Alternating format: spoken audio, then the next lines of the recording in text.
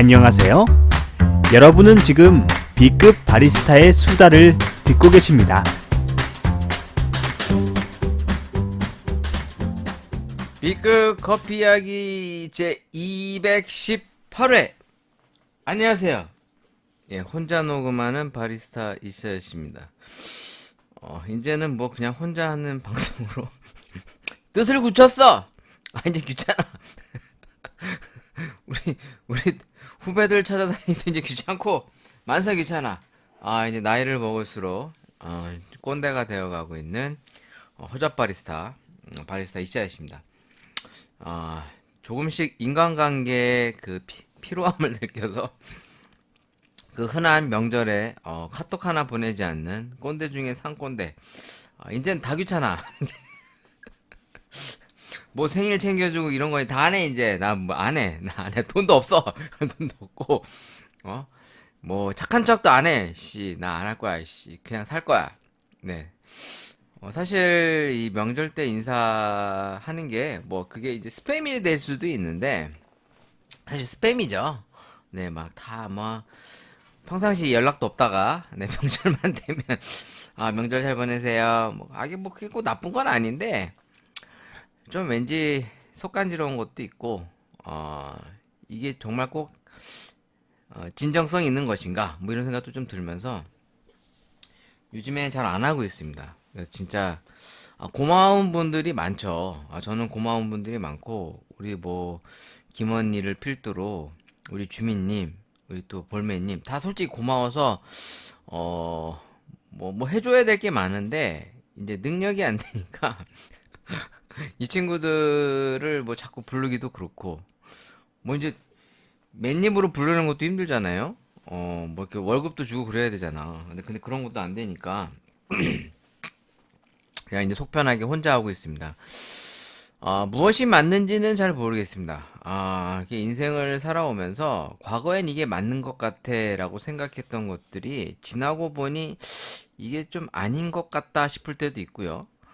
뭐 생각해보니 이게 조금 별로다 싶은 경우도 참 많고 이건 내가 잘못했던 것 같다 뭐 이런 후회도 상당히 많습니다. 근데 이게 관점에 따라 항상 뭐 생각의 차이가 있을 수도 있겠지만 뭐 옳다 그러다라고 꼭 단정져서 얘기하기는 참 어려운 것 같아요. 왜냐면 또 그 입장이 되면 그것이 또 기일 수도 있고 아닐 수도 있고 뭐 이러다 보니까 참 인생 어렵습니다. 그냥 그러다 보니 단순하게 생각하면 그냥 나만 생각하고 사는 게 단순해 보일 수도 있는데 또 그게 또 옳은 건 아니기 때문에 참 어느 정도 균형을 맞춰 산다는 게 쉽진 않다. 뭐 이런 생각이 좀 드네요.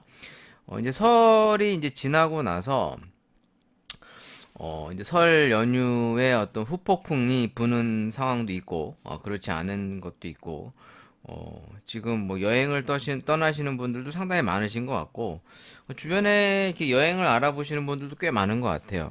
저는 여행을 갈 생각이 없습니다. 돈도 없기 때문에 아예 저는 이렇게 집돌이예요. 약간 집돌이. 그러니까 집에서 혼자 노는 거 좋아하고 집에서 뭐 맛있는 거 해 먹고 뭐 시켜서 먹고 뭐 이제 이런 걸 좋아하니까 그냥 뭐 쇼핑하고 뭐 이런 거 좋아해서 굳이 뭐 비행기 타고 나가야 돼? 약간 이런 생각이에요.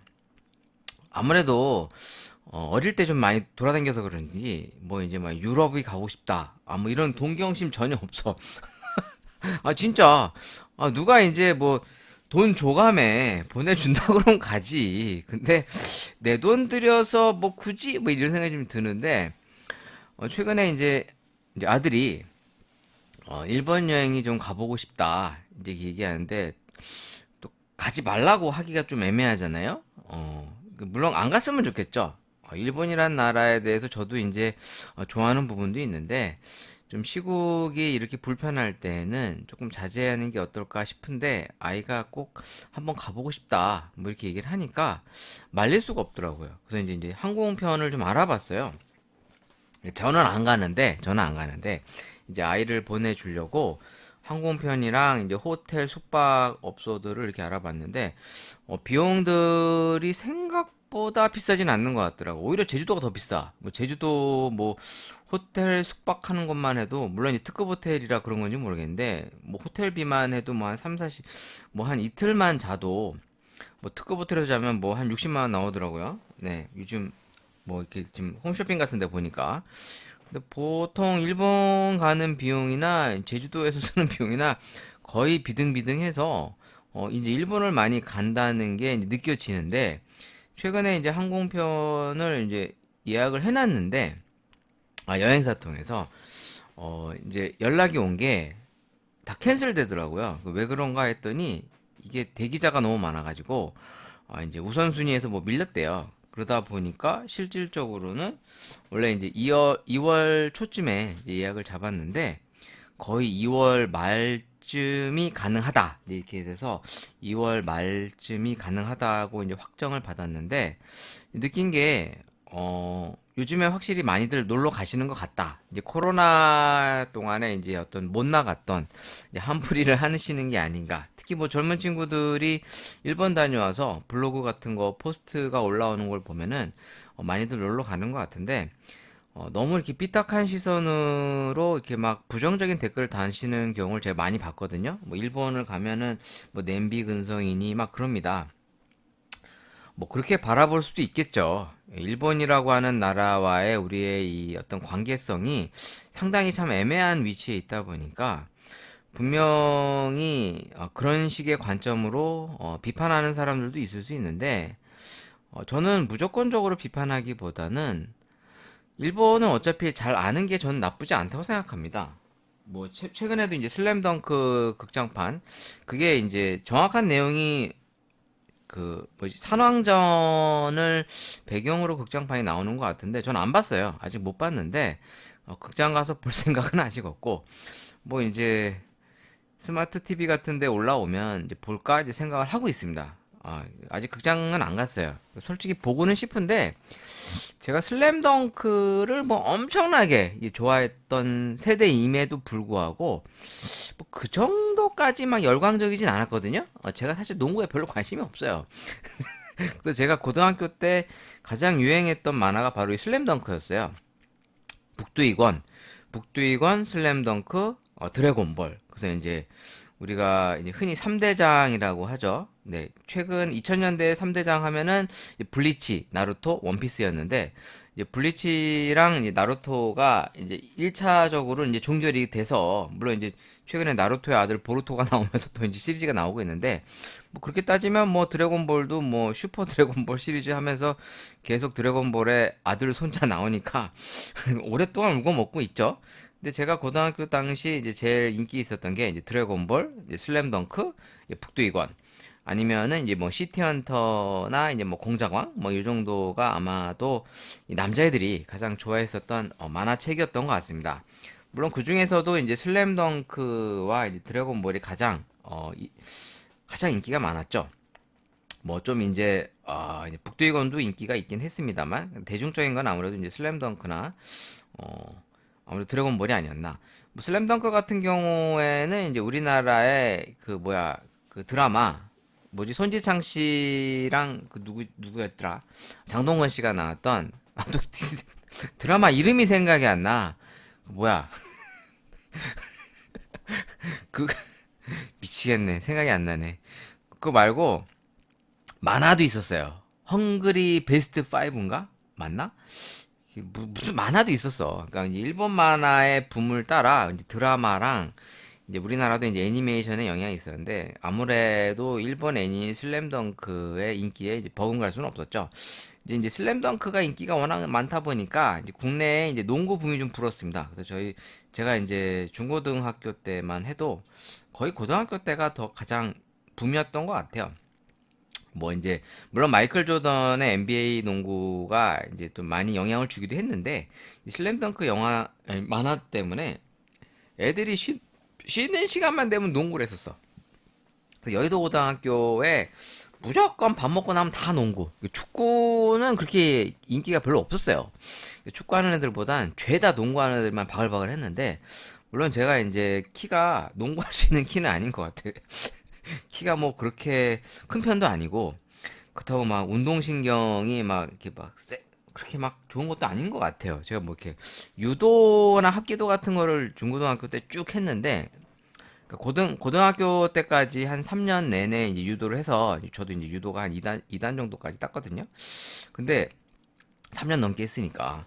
근데 이제 이 구기 종목을 못 했어요. 제가. 그러니까 뭐 농구를 이제 친구들은 많이 하는데 내가 워낙 못 하니까 낄 생각도 안 했고. 아무튼 이 슬램덩크의 인기가 이제 그때 당시 상당했죠. 근데 그걸 봤던 세대가 지금 다시금 좀 이제 불타오르시는지 이 영화가 이제 인기가 막 오르고 있는 것 같습니다.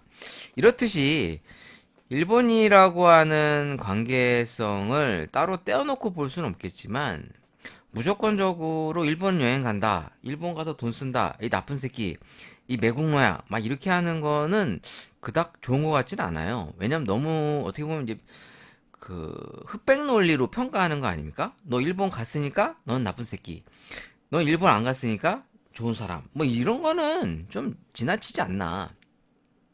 또 젊은 친구들이 세계로 나가서 일본도 알고 중국도 알고 그래야 더 앞으로 이 세계 시장에서 이제 한국을 드높일 수 있는 거 아닙니까? 최근에 그 손석희 아나운서가 진행하는 그 TVN이었나? JTBC에서 저 어제도 재밌게 봤는데 재방송인지는 모르겠어요. 세계의 전쟁이라는 프로그램을 이제 재밌게 봤는데 제가 평상시에 관심을 갖고 있던 내용들이 나와서 더더욱 몰입해서 봤습니다. 제가 사실 이런 다큐멘터리 엄청 찾아보진 않는데, 그러니까 저랑 이제 코드가 맞는 내용이 나오니까, 일단 첫 번째, 이제 수요일 날, 목요일 날, 금요일 날 이렇게 1, 2, 3회 이렇게 했거든요. 그러니까 이게, 첫 번째가 이제 겨울 전쟁이었어요. 겨울 전쟁이니까 어떻게 보면은, 세계화 가운데 우크라이나와 이제 러시아와의 전쟁 이후에 세계 질서의 변화에 어떤 영향, 그리고 어떤 그 이해관계뿐만 아니라 이익의 관계성에 대한 이런 얘기를 좀 풀어나가는데, 이 회차가 이제 이 러시아와 우크라이나 전쟁 이후에 이 코로나 바이러스로 인한 미국과 중국 간의 패권 다툼, 그래서 이제 중국이 대만을 침공할 수 있다는 시나리오를 통해서 실제로 가능성이 매우 높다고 합니다. 저도 이걸 관심을 꽤 예전부터 갖고 있었거든요. 그래서 우리나라가 이 지금 윤석열 대통령 같은 경우에는 완전 친미 노선으로 걷고 있죠. 아예 대놓고. 과거에는 이제 친미이긴 했지만 이제 중국과 러시아와의 관계성을 부정하지 않고 그래도 어떻게 보면은 아슬아슬한 줄타기를 했었다면 이번 정부는 대놓고 러시아와 중국의 도발을 일삼고 있어요. 사실 중국과 러시아 같은 경우에는 한국의 관계성에 있어서 이 경제적인 어떤 우호적인 측면뿐만 아니라 우리가 가장 수출을 많이 하고 수입을 많이 하는 나라들입니다. 특히 러시아는 이제 친한적인 나라이기도 해요. 물론 걔네들이 다 이제 필요하니까 친한하는 거지. 뭐 우리가 너무 좋아서 그러진 않겠지만 그렇다고 해서 러시아를 굳이 적으로 돌릴 필요는 없거든요.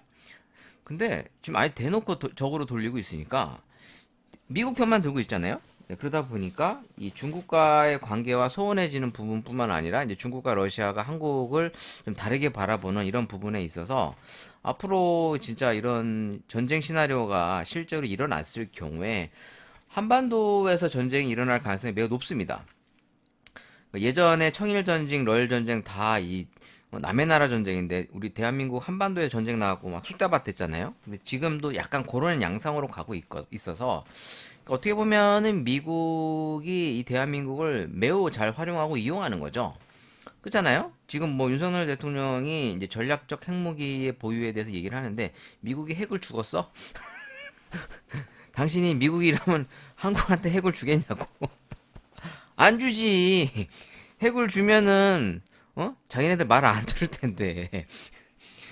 그러니까 미국 입장에서는 항상 감질나게 이제 줄타기만 하는 거죠. 저는 그렇게 생각하고 있거든요. 아무튼 그런 내용을 다뤘고 어제 봤던 세 번째가 이제 스발바르라고 해서 이제 최북단 이제 기후 위기와 관련된 내용입니다. 이제 온난화와 관련해서 이제 우리나라 사회의 변화 그리고 이제 계절의 변화 이것이 이제 나중에는 이 식량 문제와의 연관성을 갖고 있다. 뭐 이런 얘기를 하면서 이제 고대 바이러스가 깨어날 수 있다. 뭐 이제 상당히 흥미진진한 얘기를 가지고 와서 이걸 재밌게 봤어요. 근데 저는 평상시에 이 세 가지 내용을 항상 관심을 있게 지켜보고 있어서 그런지 더더군다나 좀 마음에 더 많이 와닿았던 이 방송이었는데, 아, 내가 뭐 얘기하다 또 이 개소리 하고 있지?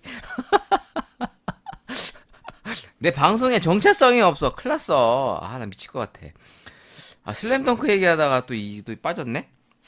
아무튼, 이, 우리가 갖고 있는 생각의 어떤 가치 기준이 절대적일 수는 없습니다. 상대적일 수도 있고 절대적일 수도 있다 보니까 우리가 이제 일본 여행을 간다.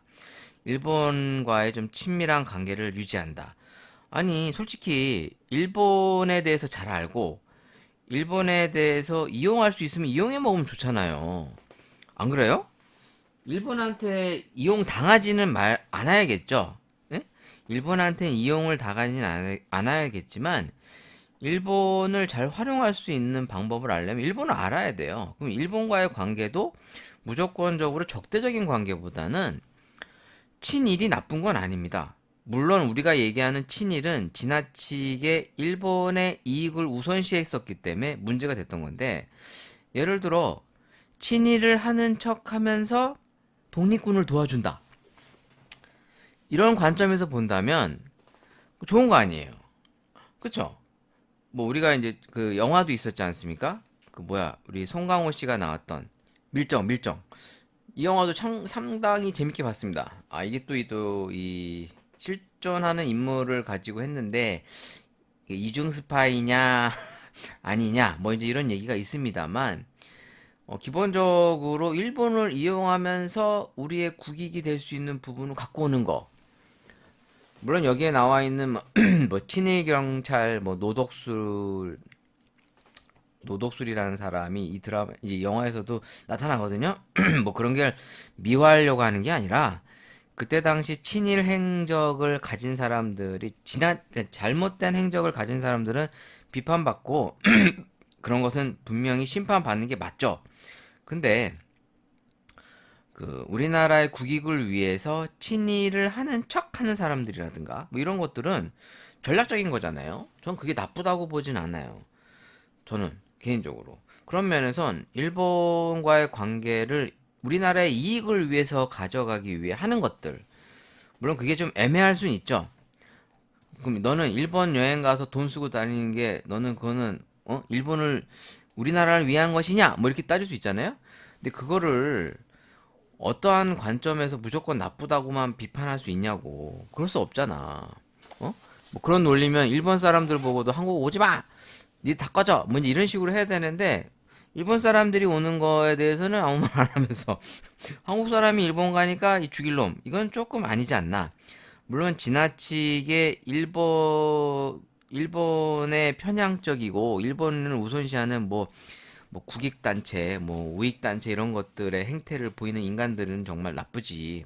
하지만 일반 소시민들이 그래도 일본에 대해서 궁금하고 알고 싶어서 여행을 간다든가 뭐 놀러 가는 거, 그리고 또 이제 일본 문화에 대해서 관심을 갖는 거에 대해서 무조건적으로 비판하는 것은 보기 좋지 않은 것 같다. 이제 제 생각입니다. 뭐 누가 나보고 쓰레기라고 하면 내가 할 말은 없어. 사실이야. 난 쓰레기야. 부족한 것도 많고 내가 다 옳다고 생각하진 않지만 그렇게 말하는 당신은 정말 옳은가? 한번 이런 취지에서 한번 얘기를 해봤습니다. 일본을 여행하는 사람들에 대해서 무조건적인 비판과 비난을 하는 당신은 정말 그런 말을 할 수 있을 만한 자격이 충분히 되는지, 뭐 그러면서 얘기한다고 그러면 네, 인정. 인정. 자, 오늘은 지난 시간에 먹었던 투데이 커피를 다시 한번 마셔보는데, 이번엔 이걸 섞어서 마셔보려고 합니다. 그러니까 믹스해서 먹는 거죠. 믹스해서 한번 마셔보고, 이걸 이제 우유를 타서 먹어볼까 생각하고 있어요. 그래서 제가 지금 우유를 준비했는데, 아우씨, 괜히 개소리가 너무 길어졌네. 슬램덩크 얘기도 한번 조만간 또 해봐야겠습니다. 근데 영화를 제가 안 봤기 때문에 슬램덩크 보면 한번 또 슬램덩크 추억팔이 방송 한번 해봐야겠죠. 자, 일단은 제가 요거를 에스프레소용과 아라비카용을 한번 섞어서 마셔보려고 합니다. 왜 그러느냐고요? 그냥 심심해서. 아무 아무 이유 없어요. 그냥 심심해서 그냥 섞어서 1대1 비율로 섞어서 한번 마셔보도록 하겠습니다. 섞이면 안 되는데 이거. 근데 뚜껑 막 섞어버리고 있어. 씨. 자, 자 이거는 이제 그 믹스 커피가 아닌 블랙 커피고요. 이제 병에 담겨져 있는 옛날에 우리가 이제 다방 가면 둘둘둘 뭐 이런 게 둘둘둘 하나 뭐 이런 거 있잖아요. 그럼 뭐 커피 둘, 뭐 프림 둘, 뭐 설탕 둘, 뭐 이제 뭐 이런 식으로 이제 퍼서 퍼먹는 커피예요. 근데 제가 이거 지난번에 먹을 때 약간 이제 군고구마 향 같은 거 난다고 그랬잖아요. 근데 이번에도 섞어 먹어보고 볼게요. 오, 섞어 먹어도 괜찮은데? 이게 에스프레소용의 이제 묵직한 느낌에 약간의 퓨어 아라비카의 약간 좀 산미도 살짝 있는 게 그 중배전 커피류의 느낌처럼 상당히 밸런스가 조화로워집니다. 괜찮은데? 맛있는데? 사실 뭐 인스턴트 커피는 인스턴트 특유의 향과 한계성은 분명히 있어요. 그럼에도 불구하고 이 적절한 조화로움과 흔한 얘기로 이제 밸런스가 균형감이 나쁘지 않아서 마시기가 부담감이 없습니다.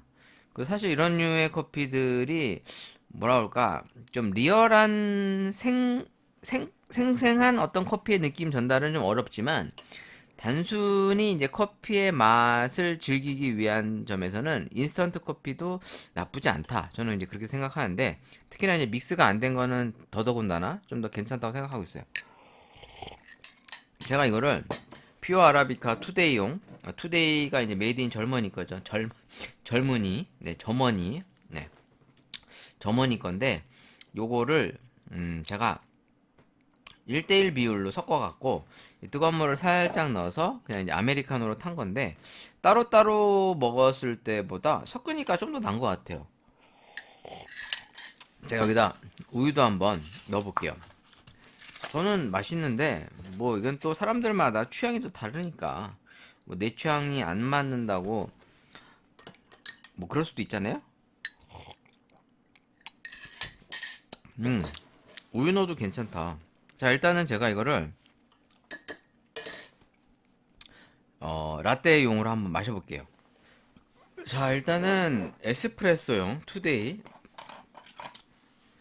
스트롱 스프라이트 아라비카라고 써있는데 스프라이티드 아라비카 한번 넣고 제가 우유를 타서 에스프레소용으로 먹으면 어떤지 한번 마셔보도록 하겠습니다. 물론 물을 조금만 타가지고 조금만 넣어야죠. 조금만 타서 녹여가지고 잘 녹여야 돼. 이 우유를 타는 거예요.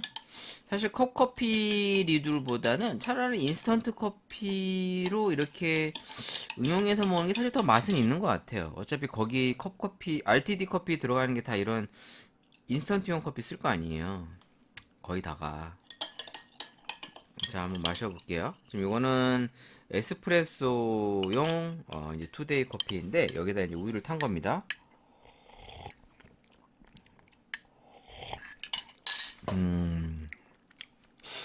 우유의 고소한 맛과 단맛은 잘 못 사는 것 같네요. 이게 우유가 안 맞아서 그럴 수도 있어요. 이게 지금 굿밀크거든요, 노브랜드.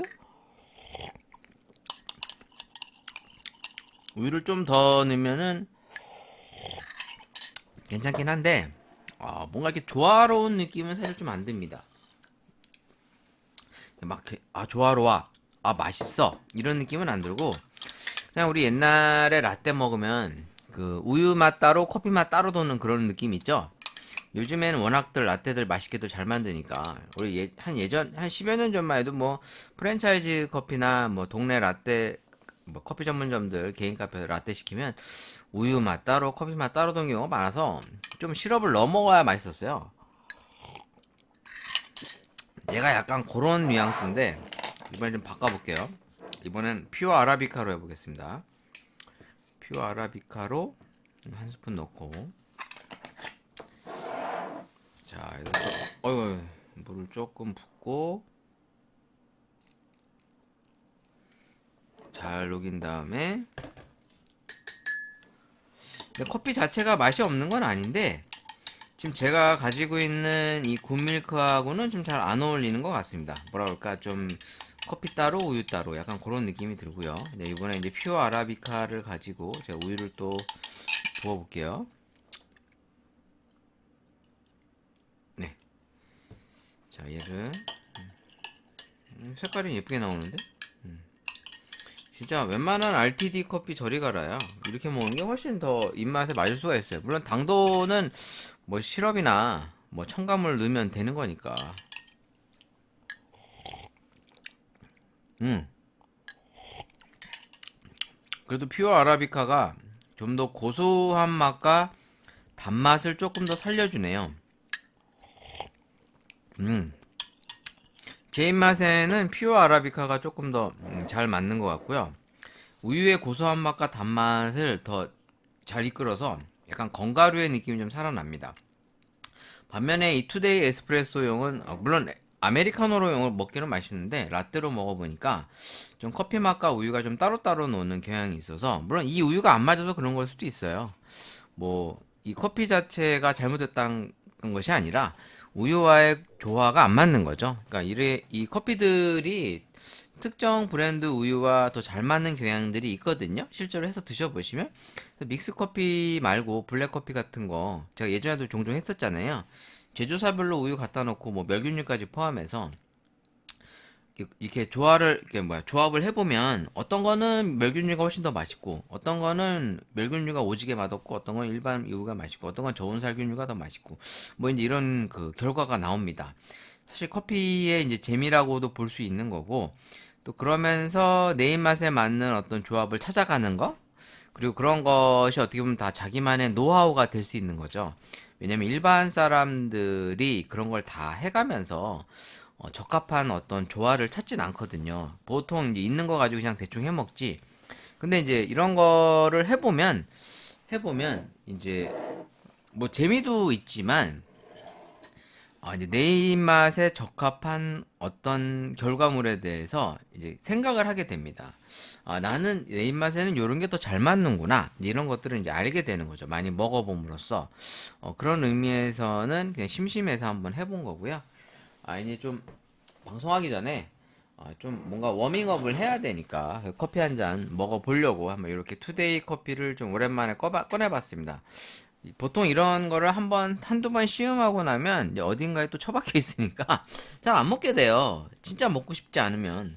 뭐 보통은 이제 캡슐 커피를 내려 먹는다든가 집에서 커피 먹고 싶을 때 아니면 가끔 스틱형 커피도 까먹는데 물론 드립백도 있으니까 드립백을 내려 먹기도 하고 뭐 이제 로스팅을 해놓은 원두가 있으면 로스팅해서 내려 먹기도 하는데 워낙에 이제 집에 굴러 댕기는 커피들이 워낙 많아가지고 사실 생각만큼 커피를 엄청 많이 마시진 않아요.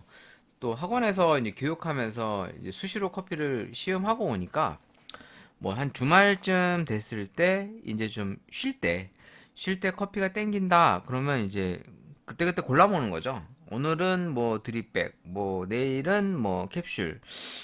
근데 이제 사실 저 역시도 예전만큼 커피를 엄청 다양하게 많이 먹질 못하다 보니까 이제 몸이 못 받는 것 같기도 합니다. 그래서 이제 나이를 먹어가는구나 뭐 이런 생각이 좀 들었네요. 자 이제 커피 기사거리들이 있는지 한번 뒤져보면서 또 얘기를 또 풀어나가 보도록 하겠습니다. 그냥 흥미로운 기사거리가 하나 있어서 한번 소개를 해볼까 합니다. 일단 뭐 쿠키 뉴스라는 곳에서 커피와 맥주 요로 결석에 좋나요? 라고 의사에 물었대요. 참고로 제가 이제 요로 결석의 경험이 한 2회 정도 있어서 제가 방송에서도 몇 번 언급을 했었죠. 진짜 고생을 좀 많이 했습니다. 돈도 많이 깨지고 그때 제가 요로 결석 체외 충격 시술을 할 당시 실비 보험을 안 들어가가지고 돈 많이 깨져요. 이거 보험도 안 됩니다. 요즘은 되나? 이 의료보험이 안 돼요. 이 체외 충격 세술이. 그래가지고 보통 한 번 하면은 60만 원 정도가 나와요. 돈 많이 깨집니다, 이거. 그래서 돈 많이 깨졌어요, 저 이거. 그래서 그리고 나서 이제 실비를 들었는데 이 실비 들 때도 요로 결석이 뭐 몇 년 안에 재발하는 거는 뭐 안 된다 뭐 이래가지고 겨우겨우 들었던 기억이 납니다. 근데 제가 이제 요로 결석을 이제 20대에 한 번 하고 20대에 한 번 하고 40대에 한 번 했었어요. 그러니까 이제 둘 다 좀 심각했었죠. 20대 때는 이제 응급실에 실려갔고, 진짜 막 구토하고 난리가 아니었어요. 이게 요로결석이 소변이 나가는 그 길을 이 돌이 막은 거예요. 그러면 어떻게 되느냐? 물을 마시면 토합니다. 물을 마시면 그냥 토하게 돼요. 이제 어떻게 보면 몸에 순환이 안 되는 거죠. 길이 막혀가지고. 그래가지고 이제 제가 여의도 그때 성가병원인가? 성모병원인가? 거기에 이제 입원해가지고 입원을 하루 응급실로 실려가서 하루 입원했다가 이제 걔네들 얘기로는 뭐 이건 요로결석인 것 같. 전 처음에 맹장인 줄 알았거든요. 요로결석일 가능성이 높으니까 뭐 나가셔서 뭐 그 비뇨기과 가셔가지고 뭐 이제 그 시술을 받으셔라 뭐 이제 그랬던 걸로 기억이 납니다. 이제 응급실에서 뭐 거기서 요로결석은 뭐 이렇게 심하게 쳐주지도 않는 것 같아. 그게 20대였었고, 40대 때 또 한 번 이 증상이 나타나서 이제 했는데, 그때는 이제 돌이 좀 커가지고, 한 10여 차례 이상 방문했던 것 같아요. 그러니까 돈을 꽤 많이 썼죠. 왜냐면 이게 처음에는 60만 원이고, 한 2, 3회차부터인가 좀 가격이 싸져요. 한 30만 원 정도로. 근데 30만 원씩 10번만 해도 300만 원 아닙니까? 그러니까 이제 아이고 죄송합니다. 얘네들이 처음에 이제 실비를 들으셨냐 이제 물어보길래 제 실비 안 들었다. 그러니까 좀 돈이 많이 나오실 텐데요. 그러면서 이제 좀 깎아줬던 기억이 있어요.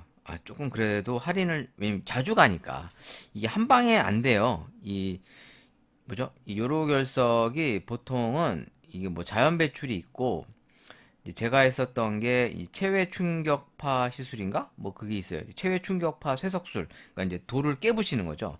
그리고 이제 그 수술로 해서 이제 제거하는 겁니다. 직접 이제 이렇게 이제 뭐 구멍 뚫어갖고 이제 뭐 이렇게 빼낸다고 하더라고요. 근데 이제 살을 째는 게 좀 무서우니까 체외 충격파 쇠석술로 하겠습니다. 그래가 했는데 이게 이제 한 번에 안 되고 일주일에 한 번씩 뭐 이제 거의 한 두세 달 어떤 해가지고 뭐 부셨었던 근데 이제 아무튼 수시로 갔던 것 같아요. 그거 생각이 나는데 요 내용이 뭐냐면 이 맥주는 요로결석에는 그다지 좋지 않다라는 내용이고 지금 여기 기사에서는 물론 이 기사가 확실하다는 근거는 없습니다만 여기서 얘기하기로는 커피가 요로결석을 약간은 예방해 주는데 도움이 있다더라라는 그 연구 결과가 있다라고만 나와 있습니다. 그러니까 이게 확실히 있는지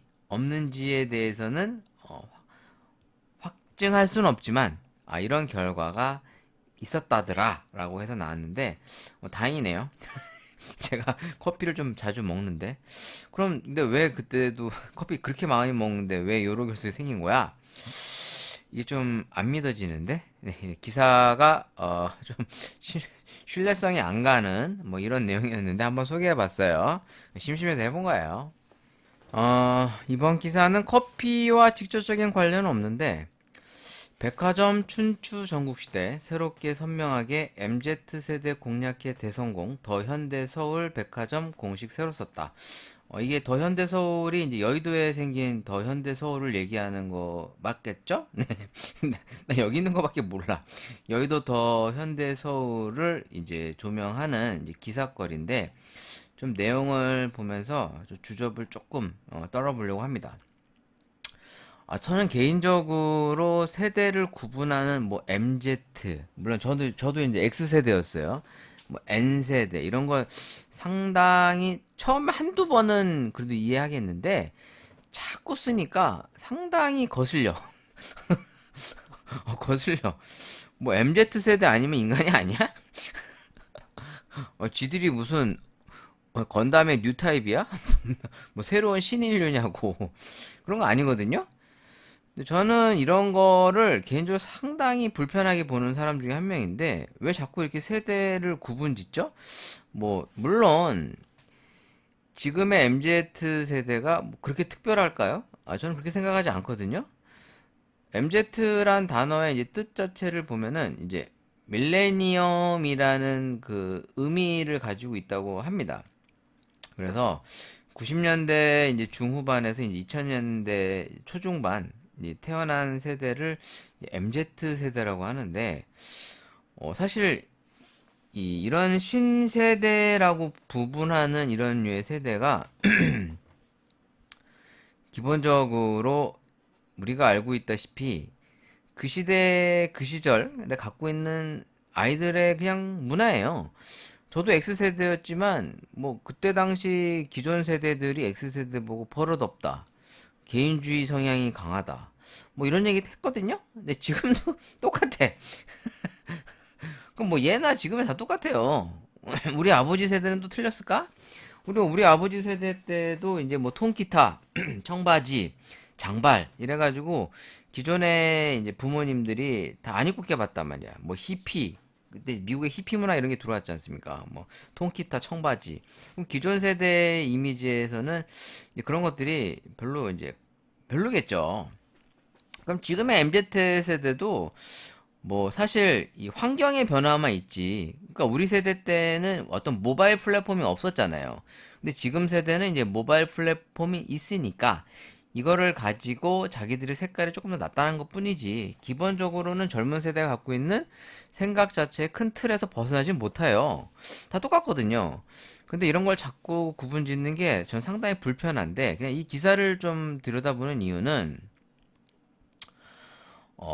여기 기사의 주된 내용이 이겁니다. 요즘 젊은 세대들이 어떤 소비를 하느냐에 따라 이제 기업들의 방향성이 움직이는 건데, 이런 것을 기업들이 읽어서 그러한 유통망과 유통 플랫폼들을 만들어 간다. 이런 내용인데, 그 중에 더 현대서울이 새로운 공식을 썼다라는 취지의 어떤 기사입니다. 이제 홍보성 기사죠. 그러니까 이런 건 홍보성 기사인데, 사실 과거의 백화점과 쇼핑몰, 뭐 스타필드처럼 보시면 복합 문화 쇼핑몰이라는 개념을 표방하는 건 똑같지만 이제 젊은 세대들이 더 좋아하는 아이템으로 구성되어 있다는 차이가 있습니다. 예를 들어 더 현대서울 같은 경우엔 장점이 그 젊은 애들이 좋아하는 디저트, 커피, 음료, 그리고 이제 간단한 먹거리 디저트 문화들이 총집합돼 있어요. 물론 뭐 스타필드에 가도 다 있죠. 있는데 이제 지역별로 로컬 카페 중에 유명한 브랜드가 들어와 있다든가 이러진 않거든요. 뭐 블루보틀이 들어와 있다든가 이러진 않잖아요. 그냥 보편적인 대중성을 지향하는 브랜드들이라든가 뭐 프랜차이즈들이 보통 이제 진열돼 있는 반면에 이 더 현대서울은 조금 더 세대 중심적인 쇼핑몰로서 이제 컨셉을 그렇게 잡은 거죠.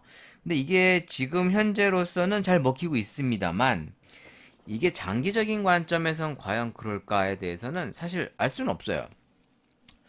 왜냐면 이게 너무 지나치게 젊은 층 위주로만 가게 되면 뭐 나이 든 세대들이 굳이 거기를 가야 될 어떤 목적성을 잃게 되면 그냥 젊은 애들만의 공간으로 변화될 수도 있지 않습니까? 물론 저는 더현대에서 뭐를 가기는 가는데 그렇게 뭐 엄청 찾아가고 그러진 않아요. 그러니까 한두 번은 이제 재미삼아 간 거고 가서 그렇게 살 게 별로 없거든요.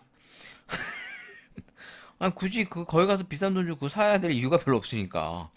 근데 젊은 친구들의 소비 성향이 우리 세대와 다른 차이점은 뭐냐면 요즘에 많이 하고 있는 얘기가 그건 것 같아요. 우리 과거 세대 때만 해도 약간 오늘만 산다라는 분위기는 좀 아니었어요. 왜냐하면은 미래를 좀 설계하고 뭐 결혼도 해야지 뭐 이런 게 있었는데 지금 젊은 층들은 좀 비전이 좀 없잖아요. 왜 없냐? 이 기성세대들이 세상을 이렇게 만든 거야. 정치권들이. 그러다 보니까 이 젊은 친구들 입장에서는 나도 집 사서 결혼해야지 이런 생각을 꿈을 못 가져. 야, 그거 언제 집 사갖고 언제 내가 하고 있겠냐? 이렇게 생각하니까 야, 그럴 바엔 그냥 내가 하고 싶은 거라도 하면서 살자. 이런 분위기가 만들어진 거죠. 그러다 보니까 소비 성향 자체가 달라질 수도 있는 거고. 근데 이거를 꼭 마치 얘네들이 잘못되는 것 마냥 이렇게 좀 포장하고 약간 선 긋는 건 좋지 않다. MZ 세대라서 그렇게 되는 게 아니라 우리 선배님들과 우리 세대 너그들이 잘못해서 이렇게 된 거요. 너그들이 니네 배 채우기 바쁘니까 우리 후배 세대들을 챙겨주질 않으니까 이 모양이 된 거 아니여? 이놈 새끼들아. 니 혼자 잘 먹고 잘 사니 다야? 니 혼자 잘 먹고 잘 사면 되냐고. 나쁜 새끼들. 그래놓고서는 뭐 MZ 세대가 싸가지 없다고? 너도 싸가지 없었어. 나도 싸가지 없었어. X세대 때. 뭐 젊은 꼰대? 나도 젊은 꼰대였어. 뭔 MZ만 맨날 갖다 붙여. 제가 어릴 때도 젊은 애들이 기존 세대한테 개기고 이런 거 많았고요. 에어팟이 없었다 뿐이지. 그때는 뭐 에어팟이 없으니까 에어팟을 꽂고 있을 수가 없었지. 그 시절에도 이거 이어폰 끼고서 작업하는 애들이 옛날에도 있었어요. 90년대에도. 내가 이제 인턴 사원으로 일하러 가는데, 나보다 몇 살 위 누나였어. 근데 그 친구가 이제 격리였단 말이야, 격리. 이제 PC 앞에서 계속 자판만 치는 친구였는데, 그 친구는 항상 이어폰을 끼고 쳤었어요. 그때가 94년도인가? 95년도. 그 누나가 아직도 잊혀지지 않는 게, 자판을 엄청 잘 쳐요. 빠바바바바박 치는데, 이어폰 끼고. 이제 전화 오면 전화 받고 이제 그런 걸 하는 이제 친구죠. 저보다 누나였는데 문서 작업을 엄청 잘했어요. 그래서 한글이나 워드로 이제 보통 그때 당시에는 엑셀도 있었지만 이제 MS 워드 뭐 한글 다 이제 두루두루 썼으니까 물론 엑셀을 많이 썼었죠. 90년대에도 기업들은 뭐 이제 빠바바바박 쳐갖고 빠바박 출력하고 뭐 이런 걸 후다닥 하니까 뭐 이제 이제 임원들이 뭐 이제 상급자들이 뭐 이렇게 해줘 그럼 금방금방 이제 뽑아주고 그랬단 말이에요. 근데 그 누나가 아직도 기억이 나는 게 항상 이어폰을 껴놓고 일을 했어요. 그때 당시에도. 그때도 그랬어. 지금 애들이 그런 게 아니라 옛날에도 그랬다고. 그러니까 뭐 MZ 세대 맨날 심심하면 MZ 세대 들먹이는데 옛날이나 지금이나 별 차이 없어요. 그 시절에도 젊은 꼰대 많았고 지금도 있는 거고 무조건 지금 세대니까 니들이 특별히 더 이상한 거야. 막 이런 거. 누구 때문에? 너 때문에. 너 때문에. 너밖에 모르는 인간들 때문에. 나 같은 놈들 때문에. 나 같은 놈들 때문에 MZ 애들이 지금 욕먹는 거야. 똑바로 하란 말이야. 똑바로 해야 되겠죠? 네. 그래서 앞으로 잘하려고요. 자, 아무튼 그냥 쓸데없는 기사들이 눈에 띄어가지고 한번 또 거론해 봤습니다. 그냥 이 MZ 이거 언제까지 울고 먹을지 잘 모르겠는데 지금 이게 이제 1995년도부터 이제 2000년대 출생자를 뜻한데요. 이제 MZ 세대 다음에 또 이제 뭘로 울고 먹을까 궁금해. A, B, C, D 거의 다 나오고 있잖아요. 내가 X 세대였고 또 뭐 있었지? N 세대 맞나? N 세대 있었나? 몰라. 하여튼 뭐 X세대 뭐 우리 윗세대는 이제 베이비붐 세대 뭐 N세대 뭐 Y세대 MZ세대 그냥 뭐 심심하니까 다 갖다 붙이는데 그냥 똑바로 하세요 여러분. 너나 잘하라고요? 네. 그냥 하기야 뭐 나부터 잘해야지. 자, 또 다음 기사 뭐 있는지 둘러볼게요. 커피와 관련된 기사를 검색하다가 이 일본 쪽 커피 시장과 관련된 걸 한번 검색해 보면 어떨까라는 생각이 좀 들어서 지금 찾아보고 있습니다. 일단 한국이라고 하는 제가 이제 살고 있는 이 대한민국을 비교해 보자면 항상 많이 비교하는 대상이 이 일본인 것 같아요. 아무래도 중국 시장하고는 이제 우리나라 시장의 차이가 워낙 많이 나니까 뭐 규모라든가 그리고 이제 실제 소득 수준 뭐 이런 것들의 차이가 많은데 그래도 가장 비슷하면서 삶의 환경도 비슷한 어떤 비교군으로 일본을 가장 많이 언급하는 것 같고 제가 느끼기에도 일본이라고 하는 나라가 이제 가보시면 물론 최근에는 이제 일본 여행을 안 갔습니다.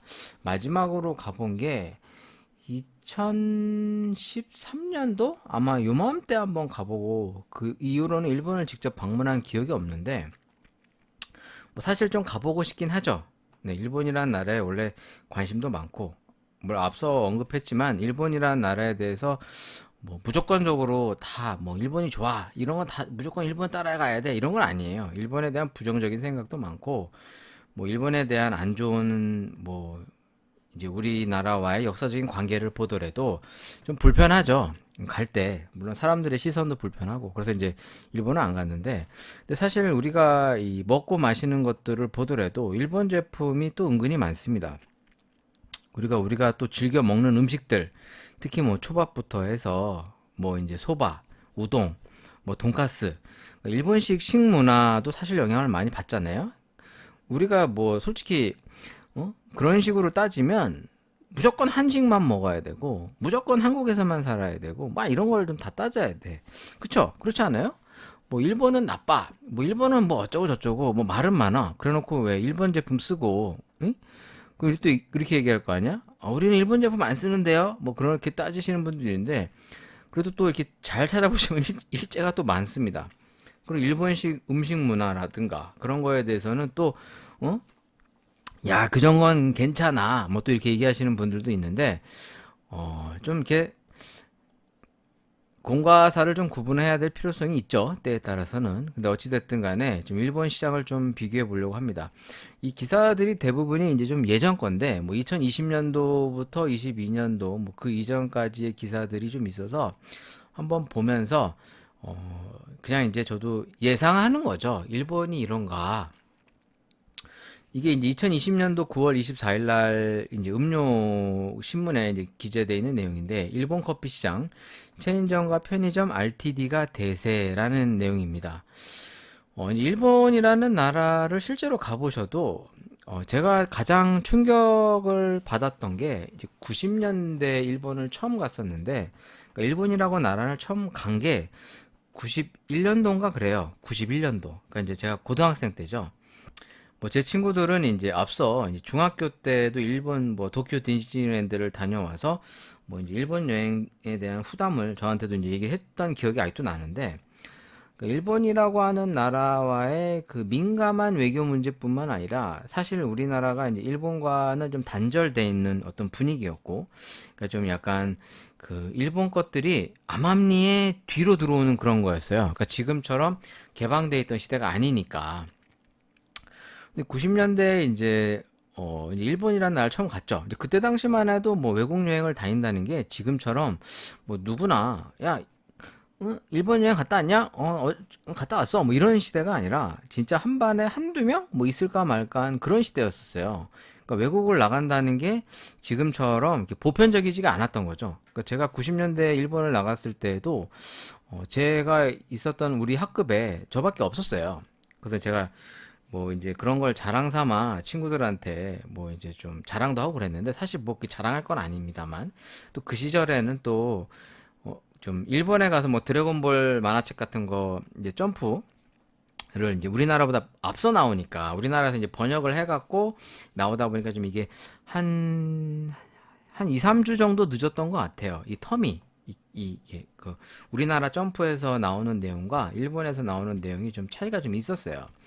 그래서 이제 그런 것만 보더라도 일본을 딱 가면 일단은 한국의 이런 분위기와 매우 비슷한 거 그리고 그때 당시 제 가장 충격적인 건 에어컨 시설이 잘 돼 있었습니다. 지금과 다른 게 일본이 그때 당시에 이 버스나 택시 그리고 뭐 지하철 이런 걸 타봐도 에어컨 시설이 잘 돼 있었는데 여러분들이 기억이 나실는지 모르겠는데 90년대 초반에는 우리나라 시내버스에 에어컨이 없었습니다. 좌석 버스를 타야 에어컨이나 이제 그러니까 냉난방 시설이 이제 좌석 버스가 있었어요. 그때 기억나기로 시내버스가 80원인가 120, 30원 정도였던 걸로 기억. 그 회수권이라고 그래가지고 그게 한 150원 막 이제 이랬던 시절이었고요. 이제 좌석 버스라고 이제 광역버스처럼 좀 먼 거리를 오고 가는 제가 기억나는 거는 이제 공항버스 700번. 700번인가? 뭐였지? 이 700번 버스를 타면은 이제 여의도에서 그 어디야? 부천까지 갔나? 하여튼 뭐 이렇게 좀 멀리 다니는 버스들이 있었어요. 그리고 이제 여의도에서 버스 타면 600 몇 번이었던 것 같은데 그 버스를 타면 저기 청량리 외대까지 갔었어요. 그걸 타고 이제 외할머니 댁에 놀러 많이 가고 그랬는데 이런 좌석 버스를 타면 냉난방 시설이 있었는데 그때 당시 시내버스에는 냉난방 시설이 없어서 다 문을 열고 댕겼습니다. 그만큼 이제 우리나라가 90년대까지만 해도 막 그렇게 잘 살던 나라가 아니었어요. 실제로 가보면 일단 자판기가 잘 돼 있습니다. 일본이라는 나라가. 그때 당시에 이제 100엔이었어, 100엔. 그러니까 IMF가 오기 전에는 1대 5배 환율이었어요, 환율. 그러니까 일본과 우리나라가 5배 환율 정도밖에 안 됐었어요. IMF 이전에. 지금 생각해보면 엄청 싼 거죠. 그래서 제일 재밌었던 게 100엔을 넣으면 이제 500원인데 500원이잖아요. 100엔 그때 당시 일본은 밴딩 머신이 무조건 다 100엔이었어요. 100엔만 넣으면 이 뚱캔이죠, 뚱캔. 뚱뚱한 캔 음료를 먹을 수가 있었던 거예요. 근데 이제 그게 500원이니까 저는 그렇게 비싸지 않다라고 생각이 들었던 거죠. 그때 당시에. 그리고 이제 100엔짜리로 할 수 있는 게 많았고 근데 이런 밴딩 머신이 잘 돼 있고 그때 뭐 세븐일레븐 같은 편의점을 가보면 우리나라 세븐일레븐보다도 더 먹을 게 많고 뭐 이런 게 모든 게 신기했었어요. 그 시설을 봐도 훨씬 좋았었고 그래서 일본이라는 나라에 대해서 이제 호감도가 상당히 높았죠. 그 시절에는 또 우리가 일본을 많이 벤치마킹을 했었으니까. 그러니까 요 커피와 관련된 기사가 이제 그런 내용을 좀 토대로 체인점과 편의점의 RTD 커피가 이 코로나 시절에 대세다라는 내용입니다. 카페 시장 자영업자서 편의점으로 이동을 해서 1조 1조 1640억 엔 규모, 그러니까 대략 11조죠. 11조. 지금으로 따지면 2020년도가 우리나라 커피 시장이 이제 10조에서 15조니까 일본이 우리나라와 현재는 거의 비등비등하다고 보시면 돼요. 현재 그 데이터로 나온 걸로는 한국 시장이 일본 시장을 좀 앞섰다라고 얘기는 하는데 저는 이제 실질적으로 거의 비슷하지 않을까라고 보는 거죠. 물론 규모 면에서는 일본이 더 큰 건데 시장도 더 크고 근데 그만큼 한국 시장이 매우 팽창되어 있는 상황인 거예요. 지금 마치 풍선에 빵빵하게 차 있는 것처럼 인구의 규모에 비해 시장이 상당히 커져 있는 상황인 거죠. 그래서 사실 이게 버블일 가능성도 있다라는 얘기가 이제 실제로 나오고 있고요. 아무튼 이 세븐 카페 등 100억 엔대 편의점 커피 세력이 확장되고 있고 RTD 페트 커피 수요의 증가와 500ml 대용량이 인기다라는 내용인데 이건 지금 우리나라와도 형국이 되게 비슷합니다. 네. 그러니까 일본 시장의 변화와 한국 시장의 변화와 추이가 상당히 비슷한 감이 있는데 여기에서 보시게 되더라도 일본 국내 커피 소비량이 보면 1996년도부터 2019년도 현재까지 거의 우상향이에요. 약간 올라갔다 약간 내려가는 경향은 있는데 그래도 전반적으로는 우상향하는 이 소비 패턴을 보이고 있고 그만큼 일본 시장도 이런 인스턴트 커피와 이런 프랜차이즈와 체인점 커피, 특히 스타벅스와 도토루 커피, 코메다 커피가 일본의 3대 커피 체인점으로 가장 많이 앞서 있다고 지금 기사에 나오고 있는데 여기서도 보시면 타 프랜차이즈 카페보다 이제 저렴한 가격과 친숙한 이미지를 내세우고 있습니다. 실제로 일본을 가보시면 도토루 관련 기린인가 이제 도토루 이 페트병 이런 음료를 많이 만나보실 수 있는데 일본 가보시면 물론 우리나라에도 들어와 있고 도토루가 우리나라에 한번 2차례 왔다가 피 보고 갔죠. 그 이후로 안 왔는데 일본에서는 어찌됐든 간 이 도토루가 우리나라의 동서식품처럼 이 음료 시장에 있어서는 약간 절대적인 강자 같은 어떤 그런 이미지가 있습니다. 그럼에도 불구하고 지금 일본 내에서도 아직까지도 그 영향력을 행사하는 내용을 보면 여기에 보이는 내용은 주로 이제 편의점 커피와 이제 프랜차이즈 레스토랑 아니 패스트푸드죠. 뭐 맥도날드 같은 데서 100엔 커피를 발매함으로 인기를 끌고 있다.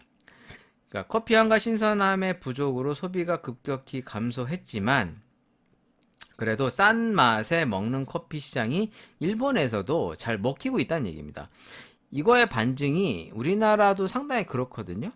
그러니까 커피 가격이 저렴하고 그냥 먹기 편한 음료, 맛있어서가 아니라 이 부담 없는 가격대에 판매되는 커피가 일본에서도 역시 잘 판매되고 있다는 걸 보면 일본의 국민들도 주머니 사정이 그렇게 여유가 넘치는 것 같진 않구나라는 생각이 들었습니다. 그러니까 우리나라를 보면 일본이 보여요, 사실. 일본을 보면 우리나라가 보이고 그만큼 이 정치 형태나 이 어떤 그 사회가 움직이는 방향성이 상당히 비슷한데, 물론 이렇게 얘기하면 야, 일본은 인터넷도 좀 보급도 느리고 걔네는 뭐 스마트한 환경도 아니지 않냐 뭐 이런 얘기 많이 하는데, 그거는 우리나라의 이제 국민성적인 측면에서 이렇게 좀 빨리빨리, 그리고 모든 게 편리한 거를 더 빨리 받아들이고 빨리 확산되는 어떤 문화 때문에 그런 것 같지, 일본도 역시 변화는 더딜지 몰라도 그래도 기본적인 인프라 자체가 그렇게까지 막 도태돼 있다고 느껴지진 않습니다. 오히려 일본을 가보시면 이 벤딩 머신 문화나 이제 키오스크 같은 어떤 그 결제 시스템 같은 게 좀 더 우리나라보다 더 빨리 보급돼서 실제로 했었어요. 그런 걸 보더라도 일본이 무조건적으로 우리보다 뒤처져 있다, 이런 시각은 별로 좋은 시각은 아닌 것 같고요. 일본 시장에서도 지금 이제 꾸준히 사랑받는 이제 커피 제품군들을 이렇게 좀 이렇게 사진에 올려져 있는데, 눈에 띄는 게 이제 조지아. 네, 이제 다 이제 편의점 커피의 확산과 이제 간편식 RTD 커피의 이제 성장을 이제 주로 이 기사에 다루고 있습니다. 여기서 보시면 이 캔 음료의 시장이 조금 확 좀 주는 반면에, 기존의 페트병 커피와 이제 대용량 커피의 이제 시장이 늘고 있다라는 그 도표가 나와 있는데, 그러니까 캔 커피는 기존에 약간 독점하다시피 했었는데 오히려 다른 제품군들과의 좀 이제 확산세에 따라서 좀 위축되는 분위기로 지금 도표에 나와 있는 걸 보고요. 2030년도까지 일회용 플라스틱 쓰레기 배출량을 감축하는 목표를 하다 보니까 지금 일본은 2020년 4월부터는 비닐봉투를 전면 유료화하는 등 탈플라스틱화를 운영하고 있다라는 기사도 여기 같이 보여지고 있습니다. 또 다른 기사를 좀 더 보자면, 좋은 비교를 해놓은 기사가 있어서 한번 또 소개를 해보겠습니다. 한국 시장과 일본 커피 시장을 비교해보는 이제 글인데, 이거는 이제 기사는 아니고 누군가 이제 글을 올려놓은 것 같아요. 이분이 어떤 현업에 종사하시는 분인지는 잘 모르겠는데, 일단 글 자체가 상당히 설득력이 있는 내용인 것 같아서 한번 비교를 해보려고 합니다. 여기에서 처음 비교하는 대상은 카페 시장의 규모 추이와 이제 카페 이제 프랜차이즈의 현황, 이제 점포수의 추이를 보고 있는데, 한국은 비교적 이제 우상향하는 반면에 일본은 우하향하는 내용의 기사입니다. 그러니까 카페 체인점 수는 우리나라는 점점 늘어난 반면에 일본은 이제 다소 감소하는 추세로 나타나 있고요. 기사로 보더라도 한국 커피 프랜차이즈 매출액이 이제 요즘 들어서 조금 하락세인 것 같은데, 사실 요즘에 이게 이제 저가형 커피의 확산으로 요 내용이 조금 수정할 내용이 있는 것 같습니다. 왜냐면 이게 과거의 내용을 데이터로 한 거다 보니까 좀 데이터가 좀 오래된 거죠. 그러니까 지금 요즘하고는 좀 안 맞은 경향이 있는데, 일본의 시장 규모는 75년도에서 80년도 사이에 지속적으로 우상향하다가 그 이후로는 아주 완만하게 그냥 쭉 일정하게 유지되는 걸로 봅니다. 그러니까 성장률이 높지가 않은 거죠. 그러니까 일본의 이 시장 규모 추이를 보면 75년도부터 이 80년대 후반, 그러니까 90년대 초반까지가 가장 낙폭이 크게 나타나고요. 그 이후부터는 낙폭이 매우 작게 나타나는 걸 보니까 그 이전까지는 성장률이 가파르게 상승했던 거에 비해 오늘날까지 일본의 성장률이 비교적 높지 않다는 걸 볼 수 있습니다. 그러니까 중국과 한국이 현재까지 가파르게 상승세를 보이는 반면에 일본은 7, 80년대에 이미 많은 상승을 통해서 요즘에는 완만하게 이제 평균을 유지하고 있는 게 아닌가 싶은 느낌이 드는데, 일단 커피 프랜차이즈 현황을 보더라도 이게 이제 좀 옛날 데이터들이에요.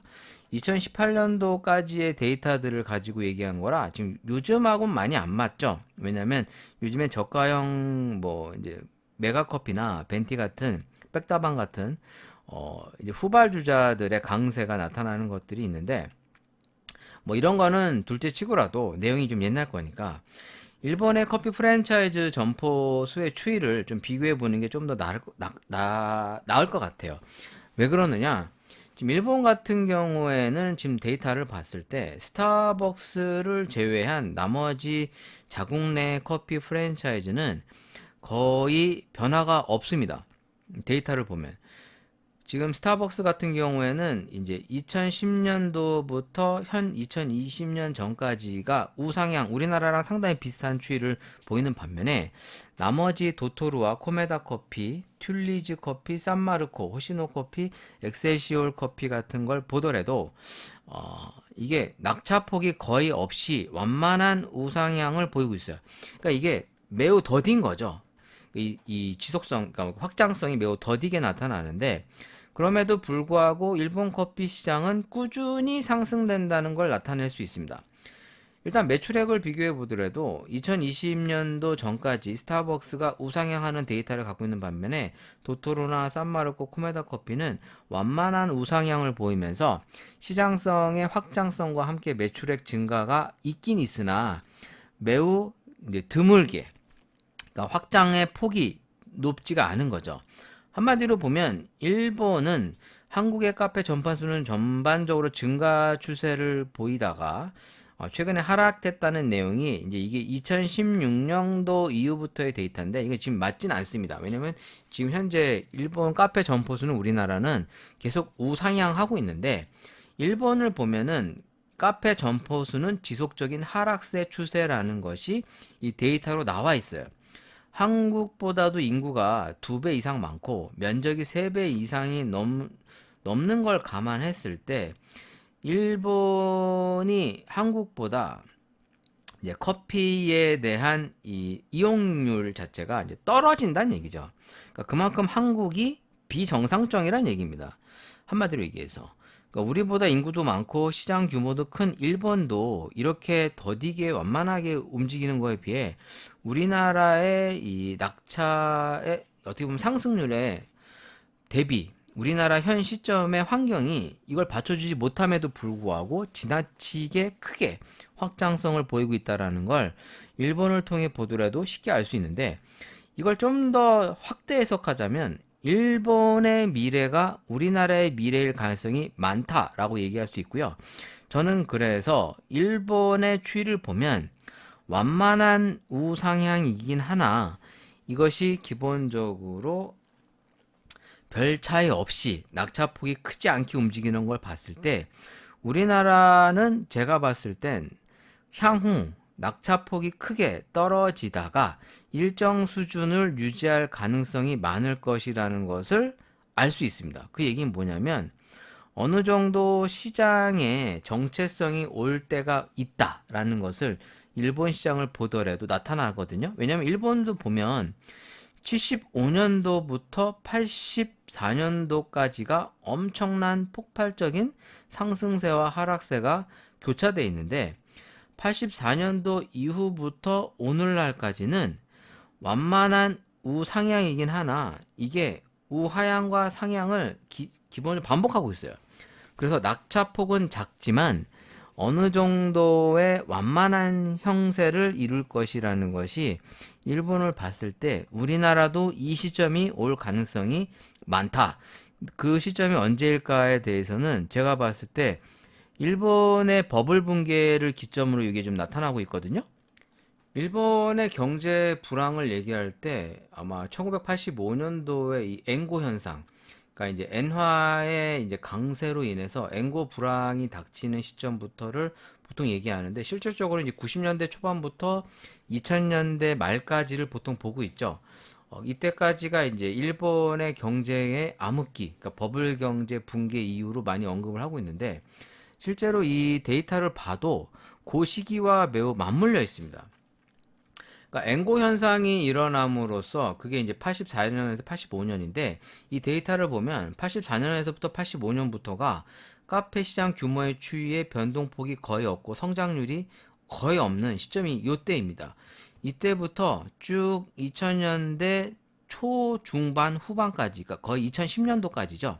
이때까지는 변동폭이 거의 없이 거의 올라갔다 내려갔다가 계속 반복인데 2011년도를 기점으로 조금씩 우상향하는 데이터가 나온 걸 보면 실제로 이 경제 불황기와 이 커피의 소비 패턴의 확장성과 연관성이 있다는 것을 대충 유추해 볼 수가 있습니다.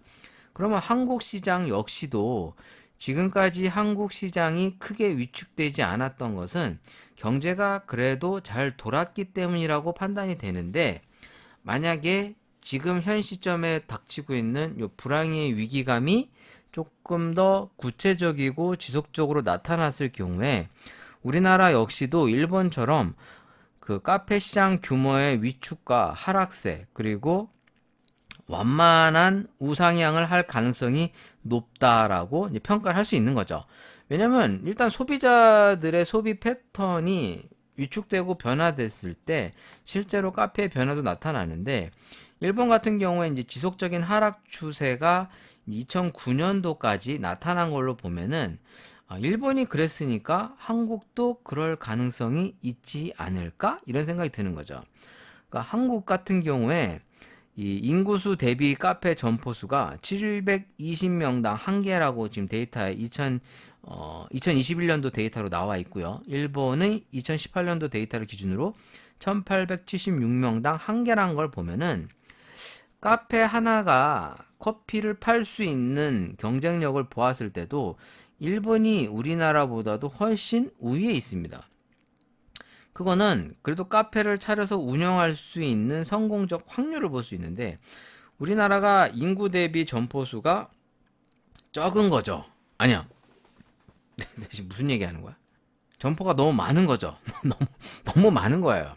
인구에 대비해서 점포가 너무 많다는 얘기입니다. 그래서 결론이 뭐냐? 일본과 한국이 스타벅스와 같은 네임밸류를 앞세운 이런 커피 체인점의 인기가 높다는 걸 봤을 때 일본 국민성과 한국 국민성이 상당히 비슷한 느낌이 나는데 기본적으로 한국 사람들의 이런 커피 사랑이 단순히 커피가 좋아서라기보단 그 브랜드와 감성을 쫓는 경향이 강하다는 것이 일본과 한국 사람들의 소비 패턴을 통해 분석되어질 수가 있습니다.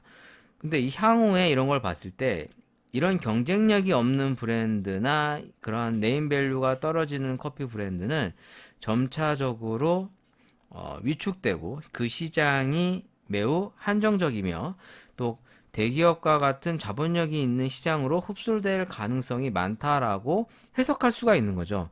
이건 내가 임의로 해석하는 게 아니라 그냥 데이터를 보고 그냥 비교해 보는 거예요. 데이터가 이렇게 나오고 있으니까.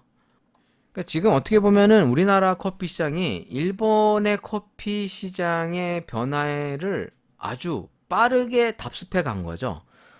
빠르게. 그래서 일본의 시장성을 뛰어넘을 만큼 매우 짧은 시간 안에 확장성을 크게 가져갔는데 이게 어느 순간 확 더 크게 꺾일 가능성도 있다라는 것을 시사할 수 있는 겁니다. 그럼 어떤 변화냐? 일본이 실제로 우리나라 현재 커피 시장과 지금 상당히 비슷한 그 추세를 나타나고 있거든요. 대기업이나 편의점 그리고 이제 다양한 유통망을 통해 앞서 내오고 있는 RTD와 인스턴트 커피를 내세우면서 이런 저가형 커피 시장을 흡수하고 이런 시장을 대기업 위주의 시장으로 편승해가는 걸 보면서 우리나라도 현재 그런 시장으로 변화되고 있습니다. 그러니까 실제로 저가 커피 시장들은 이런 프랜차이즈, 특히 대형 프랜차이즈 위주나 기업들이 앞세우는 즉석 커피 시장, 그러니까 이제 가공 커피 시장 쪽으로 흡수되면서 일반 개인이 이 시장에서 수익을 가져가는 구조는 좀 어려운 분위기로 가고 있는 거죠. 그런 면에서 우리나라에서도 점점 카페 체인점이나 매장들은 줄어들 가능성이 높고 특정 이익을 많이 가져가는 몇몇 업체들이나 브랜드들이 그런 시장을 대부분 흡수할 가능성이 많지 않을까 생각하면 편의점에서 이제 저렴한 커피 수요가 확대되는 것도 2013년도에 이제 일본 커피 편의점에서 세븐일레븐이 세븐카페를 도입하면서 이게 빠르게 확산됐다는 내용의 기사가 있는데, 그러니까 우리나라에 지금 보이는 모습의 내용이 이제 일본이 조금 더 빨리 앞서가 있었습니다.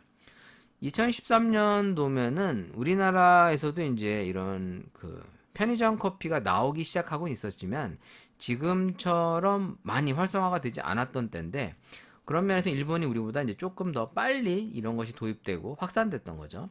다양화되고 대형화되고 있는 이 RTD, 레디 투 드링크 커피들, 즉석 커피들이죠. 이거 역시 일본이 우리나라보다도 더 많은 다양한 사이즈의 캔커피와 보틀커피를 앞세워 내세우고 있고, 이런 거를 20, 30대 젊은 층이나 여성들이 많이 이용한다는 내용을 보더라도 우리나라도 향후 이런 영향력을 받을 가능성이 높고, 우리나라도 이렇게 되지 않을까라는 이제 추측을 해보는 겁니다. 그냥 저는 제가 그동안 커피를 하면서 느꼈던 내용과 이런 기사를 통해서 유추해 보는 건데, 실제로 이 다양한 분야에서 일본의 어떤 그 변화와 한국의 변화가 많이 비슷하게 움직이는 것을 통해 보더라도 우리나라 커피 시장의 변화도 일본과 매우 유사하게 흘러갈 가능성이 높다라고 저는 생각을 하고 있고요. 그런 면에서 이제 커피를 하는 사람들이 보다 전문성을 강화하고 자기만의 색깔이 더 강해져야만 이 시장에서의 어떻게 보면은 자신의 파일을 가져갈 수 있는 뭐랄까 안정적인 운영이 되지 않을까라는 생각에서 한번 이 기사거리를 달아봤습니다. 일본 시장과 한국 커피 시장을 굳이 뭐 꼭 알아야 되냐 뭐 이렇게 얘기하실 수도 있는데, 사실 두루두루 알아서 나쁠 건 없어요. 뭐 우리나라뿐만 아니라 유럽이나 미국, 뭐 호주, 뭐 다른 나라의 음료 시장도 다 보면 좋겠죠. 근데 그럼에도 불구하고 가장 많은 영향을 주고받고 있는 가장 비슷한 어떤 모델을 꼽자면 이제 일본이다 보니까 일본을 한번 언급해 보았습니다. 자, 이제 커피 한 잔 먹어보고 오늘 방송을 이제 마쳐보려고 하는데, 가끔 이제 저한테 댓글 아닌 댓글이나 이 문의로 방송이 너무 커피에 대한 어떤 전문적인 지식이나 영양가가 없는 내용만 하고 자기 혼자 수다만 떤다 막 이런 얘기를 많이들 하십니다. 생각보다 많이 하세요. 사실이에요. 사실이야. 그냥 내 생각을 하는 그냥 개인 뭐 브이로그 같은 방송이니까 교육 방송이 아니에요. 제 방송은 교육 방송을 살포시 지향하는 부분이 없지 않아 있지만 교육 방송은 아닙니다만, 난 묻고 싶어. 그럼 어떻게 하는 게 교육인지 뭐 책을 읽어드려요? 문제집과 교재를 풀어드려? 사람들이 많이 착각하는 게 우리가 공부라고 하는 과정을 얘기할 때 제가 많이 비교하는데, 저도 사실 이제 부모 덕에 좋은 공부 많이 하고 뭐 내가 하고 싶어서 한 거 아니라 뭐 어거지로 공부하고 많이 뭐 사교육 받고 돈 오지게 처발랐던 사람입니다. 근데 그 일본 책 있죠. 옛날에 저도 이제 왜 공부하는가라는 그 스즈키 코지라는 분의 책을 읽고 생각을 참 많이 하게 됐거든요. 지금 이 책이 이제 절판돼서 아마 이제 구하기는 좀 어려우실 텐데, 제가 이제 이 책을 보고 그 드래곤 사쿠라라고 하는 드라마를 보면서 좀 인생에 대해서 한번 진지하게 공부의 필요성 이런 걸 느껴본 적이 있는데, 이 책의 결론이 뭐냐면 공부를 하는 목적은 인간의 머릿속에 뭐 지식을 넣는 것이 목적이 아니라 자신의 인생, 그러니까 삶을 위해서 어떤 보물을 찾는 과정이다라는 것이 이 책의 핵심이에요. 그러니까 내가 뭘 좋아하고 뭘 잘할 수 있고 인생을 어떻게 살아가기 위해서 잘 살아갈 수 있는 방법을 찾아가는 해법과 그 과정을 찾아가는 것이 무엇인지를 찾는 그 과정을 얘기하는 게 이 책의 내용이거든요. 실제로 저는 이제 커피 강의를 할 때 학생들에게 내가 어디서 주워 들은 내용을 주입하거나 내가 배웠던 어떤 내용들, 그리고 실제로 현장에서 느꼈던 내용을 주입하지 않습니다. 주입하지 않는 주된 이유는 그것은 그때에만 적용되는 내용이기 때문이에요. 그러니까 많은 사람들이 이제 커뮤니티 같은 거 보면 질문들도 많이 하시고 뭐 여러 가지 아는 척도 많이 하는 글들을 많이 보는데 저는 그게 뭐 나쁜 거냐? 아닙니다. 나쁘다고 얘기하는 게 아니라 꼬집어 얘기하는 것도 아니고 누구나 그런 시절이 있죠. 근데 저도 몰라갖고 여기저기 많이 물으러 많이 댕겼는데 결론은 그 대답을 제대로 답변해 주는 사람이 없어서 저도 이제 스스로 연구하고 이제 많이 이제 독학했던 사람 중에 한 명인데 커피를 잘할 수 있는 어떤 팁을 제공받을 수 있지만 정답을 얻을 수는 없습니다.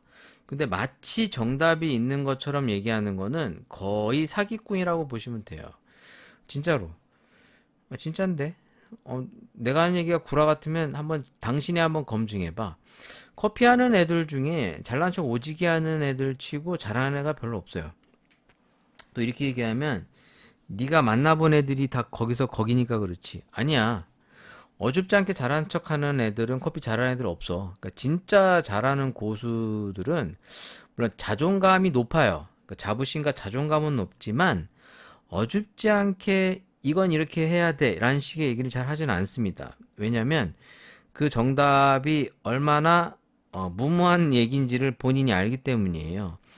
커피를 하면서 느끼는 거는 내가 뭐 20년 하고 30년 하고 40년 하고가 그게 아니라 내가 얼마나 거기에 대한 집중과 열정을 가지고 돼 있느냐에 따라 다른데 예를 들어 에스프레소를 잘 내리기 위해서 어마어마한 뭐 연구와 노력을 했다. 그래서 나는 뭐 장비도 한 수십 대 써보고 커피도 정말 다양하게 해보면서 나만의 어떤 정답을 얻었다. 뭐 이렇게 얘기할 수는 있겠지. 근데 그 정답이 모든 사람에게 통용되진 않습니다. 예를 들어 나는 에스프레소를 이렇게 내리는 게 좋은 것 같아. 이렇게 해가지고 직원들한테 교육을 하고 직원들한테 가르쳤는데 직원들이 똑같이 하는 경우도 있지만 좀 생각이 깬 친구들은 그렇게 똑같이 하지 않습니다. 왜냐면 내 입맛에는 이렇게 하는 게 더 좋은 것 같아 라고 해서 하는 거거든요. 근데 그걸 가지고 그 친구를 비난하거나 너 왜 이렇게 했어? 뭐 이렇게 얘기할 수는 없어요. 만약 결과물이 좋고 손님들이 반응이 좋다면 그건 내가 틀릴 수도 있는 거예요. 그러니까 커피에 대한 어떤 전문적인 지식과 정보를 얻고 싶으시면 여기저기 기웃하지 마시고 그냥 혼자 책 가지고 공부하는 게 제일 속편해요. 왜냐면 여기저기 물어보시잖아요. 답이 다 틀려요. 얘는 이렇게 해라, 쟤는 저렇게 해라, 얘는 이게 더 좋은 것 같다, 쟤는 더 저게 좋은 것 같다. 그런 거예요. 얘랑 같이 공부하다 보면 얘 말이 맞는 것 같아. 얘 말고 또 다른 사람이랑 같이 공부하잖아. 그럼 또 이 사람 말도 또 맞는 것 같아. 그럼 결론은 어떻게 되느냐? 이 사람 말도 맞는 것 같고 저 사람 말도 맞는 것 같고 이 사람 말도 맞는 것 같은데 난 잘 모르겠어. 근데 보통 이럽니다. 그러니까 커피에 대한 전문적인 지식과 정보, 물론 이런 건 있을 수 있죠. 요즘 커피 시장의 동향, 요즘 생두 시장의 가격의 동향, 뭐 이런 거는 내가 잘 몰라. 그런 거를 알고 싶으면 직접 구글링해서 찾아봐. 그리고 커피에 대해서 정말 뭐 깊은 연구와 공부가 하고 싶지 않 분 계실 거 아닙니까? 직접 해. 진짜 직접 하거나 학원에 등록해 가지고 학원에서 계속 기계 갖고 싸움을 하는 거야. 예를 들어 로스팅 과정, 로스팅만 주구장창 해. 근데 사실 학원이 그렇게 시켜주진 않죠. 좋은 강사를 만나면 그렇게 해주는데 일반적으로 학원들이 로스팅이라고 그래서 뭐 주구장창 로스팅 할 수 있게 여건을 만들어 주진 않습니다. 근데 이제 뭐 저 같은 경우에는 로스팅 수업 같은 경우에 학원생이 원하면 그냥 밥만 먹고 계속 로스팅만 시킵니다. 진짜 원하는 친구들한테. 근데 보통 학원이 그런 걸 원하지 않죠. 왜냐면 뭐 가스비 든다, 전기세 든다, 뭐 생도 사갖고 와도 이제 못하게 하는 학원들도 있어요. 물론 제 방송이 제 주접 떨다 끝나는 방송인 건 맞는데 뭐 공부와 뭐 배움이 필요해서 왔는데 네 방송은 맨날 왜 혼자 주접 떨다가 영양가도 없는 얘기만 하느냐. 맞아요. 제 방송 원래 영양가 없는 방송 하고 있어요. 영양가 있는 방송을 원하시면 여기저기 방송을 들쑤시기보다는 혼자 공부하세요. 어떻게 공부하냐고? 기계 사. 기계를 사라고. 기계 사서 에스프레소 머신을 집에다 둬. 그리고 이제 본인이 원두 사가지고 밤낮으로 연구하는 거야. 그게 공부야. 그게 공부. 로스팅? 로스터기 하나 사. 전기 로스터기 있잖아. 중국산 이런 거. 2, 300만 원이면 사니까 그거 하나 사. 전기 로스트는 그래도 이제 뭐 이제 백이나 이런 거 좀 덜 신경 써도 괜찮으니까. 가스가 좀 불안전하잖아요. 사가지고 생도 사. 생도 사서 집에서 밤낮으로 로스팅 해. 응? 학원비 2천만 원, 3천만 원 어디 가서 막 돈 바르지 말고 그 돈으로 차라리 기계를 사서 집에서 이렇게 먹어보고 저렇게 먹어보고 혼자 연구해. 차라리 그게 훨씬 나아. 커피를 어줍지 않게 뭐 아바타 같이 배워서 할 거 아니면 괜히 뭐 얘네가 커피 잘한다. 뭐 어느 카페 가면 많이 배울 것 같다. 배울 수는 있지. 기본은 배우는데 그거는 걔네들이 요구하는데 이제 아바타로 배우는 거고 본인이 연구하지 않으면 자기 실력 이상의 것을 얻을 수가 없어요. 뭐 많이들 물어보는 게 뭐 이 장비는 이거 이렇게 어떻게 쓰면 더 좋아요? 뭐 이런 거 많이 물어보시거든요. 없어 그런 거. 그냥 혼자 연구하는 거야. 그거 알면 그거 아는 애는 떼부자 됐겠지. 근데 커피 하는 애들 중에 떼부자 된 애가 어디 있어? 잘 없어요. 한번 찾아봐요. 커피 해갖고 떼부자 된 애. 응? 몇몇밖에 없잖아. 커피 해갖고 성공해서 브랜드 자기 만들고 돈 버는 애들 몇몇 없잖아. 나머지 애들은 다 그냥 들쑥날쑥 하다가 그냥 언제 나도 모르게 그냥 소리 소문 없이 사라져. 응? 진짜야. 찾아봐봐. 여러분들 동네에 10년, 20년 된 카페 있나 한번 찾아보세요. 있나? 10년은 있을 수 있겠다. 이제 요즘 좀 시간이 좀 지나가지고. 10년 된 거라도 있나 한번 찾아보세요. 아직 10년 된 것도 잘 없을걸요? 뭐 스타벅스 있어요. 뭐 이렇게 이런 거, 그런 거 말고. 그냥 자기 브랜드 걸고, 뭐 커피 전문으로 한다고 하는 집 중에 10년 이상 되는 카페 있나 한번 뒤져봐. 그런 사람 잘 있나? 잘 없어. 여기 망하니까 또 저희 가서 또 하고 뭐 이런 애들은 있지. 나도 그런 걸로 따지면 이제 24년 넘어가는데 24년 했지만 한 자리에서 24년 한 건 아니잖아요. 네, 그만큼 한 자리에서 내가 하는 커피를 지속성을 가지고 할 수 있는 거는 그 쉬운 내용이 아니에요. 그럼 왜 그런 사람이 왜 적겠어요? 그렇게 할 수 있는 사람이 왜 적을까요? 뭐 경기가 안 좋아서? 뭐 문재인이 정권 잡아서? 응? 윤 대통령이 정부 윤 대통령이 대통령에서 이런 건 다 핑계예요. 그만한 실력이 안 되는 거예요. 카페 갖고 돈 벌 만한 실력이 안 되는 거라고. 말들은 다 많아요. 나는 로스팅 참 잘하고 커피도 잘하는데 코로나가 와서 애들이 일을 그지같이 못해서 뭐 다 이제 그래요. 지는 잘하는데 남은 못한다. 나는 잘했는데 집에 돈이 없었다. 나는 엄청 뛰어난데 뭐 시국이 이래서 다 이런 개소리만 하고 있지. 자기 실력이 부족하다는 얘기하는 애를 잘 못 봤어. 차라리 그런 애들은 솔직하게라도 하지. 당신이 망한 이유는 당신이 그럴 만한 능력이 안 되기 때문입니다. 결론은. 그럼 내가 여기서 지금 놀고 있는 거는 나는 그만한 능력이 안 되는 사람이라는 반증이에요. 나 인정해요. 장사에서 성공한 경우도 있지만 망한 경우가 더 많기 때문에 나는 장사꾼으로서 부족하구나. 그리고 커피하는 사람으로서 능력이 안 되는구나. 이렇게 얘기합니다. 솔직히. 사실이니까. 내가 만약에 능력이 출중했으면 계속 그 길로 갔겠지. 근데 그만한 실력이 안 되니까 여기 있는 거 아닙니까? 자, 그런 면에서 당신이 믿고 있는 그 과정, 그 정도, 그것을 지킬 수 있는 사람이 있는지 한번 보시고 그만한 것을 줄 수 있는 사람은 없습니다. 그럼 결론은 뭐냐? 내가 찾아야 되는 거고 내가 완성해 가야 됩니다. 그것을 완성할 수 있을 때 그것이 당신의 실력이고 당신의 자부심이 될 수 있는 거예요. 네, 공부가 거저 누가 떠먹여 줄 수 있는 거라고 생각하신다면 그건 오산입니다. 그렇게 해줄 수 있는 사람 한 명도 없고요. 뭐 아무리 좋은 학원 가도 마찬가지고 아무리 뭐 좋은 사람들이 모여 있는 뭐 카페도 어렵습니다. 그런 카페 있지도 않아요. 그런 막 진짜 신비로운 카페, 여기 가면 연봉도 끝내주고 일하는 사람들이 정말 열정 넘치고 배울 게 많은 사람들이 가득한 그런 곳 없어. 다 그지 같은 사이코들만 모여 있고 업주도 그지 같고 다 그래. 배울 수 있는 게 별로 없어. 그럼 자기가 찾아서 배워야 되는 거야. 세상에 그런 거 없어요. 제가 20년 넘게 찾아다녀 봤는데 별별 사람 다 많이 만나봤는데 없어. 진짜 없어. 있을 수 있지. 있을 수 있는데 있으면 나도 좀 알려줘봐. 그런데 있나? 난 못 찾았네. 그런가 싶어 가보면 생양아치에 사기꾼들 득실득실거리고 뭐 그지 같은 놈들은 뭐 바글바글 해가지고 진짜 뭐 입에 못 담을 만큼 뭐 인간 말종들도 많아요. 그러니까 여러분들이 막 그 뭐 이제 커뮤니티 이런 거 보면 뭐 좋은 카페 찾고 뭐 이상적인 거 찾는데 그런 거 없어요. 하다 보면 생길 순 있지. 그럼 결론은 뭐야? 당신이 만드는 겁니다. 당신이 원하는 카페는 당신이 만들어서 그런 이상을 펼치시면 되고요. 당신이 원하는 이상을 갖춘 카페는 그 어디에도 없어요. 그건 100%예요. 당신이 원하는 그런 카페는 이 세상 그 어디에도 없습니다. 그렇기 때문에 우리 같이 일하는 커피의 열정을 가지고 사랑을 한 사람들이 직접 만들어야 되는 겁니다.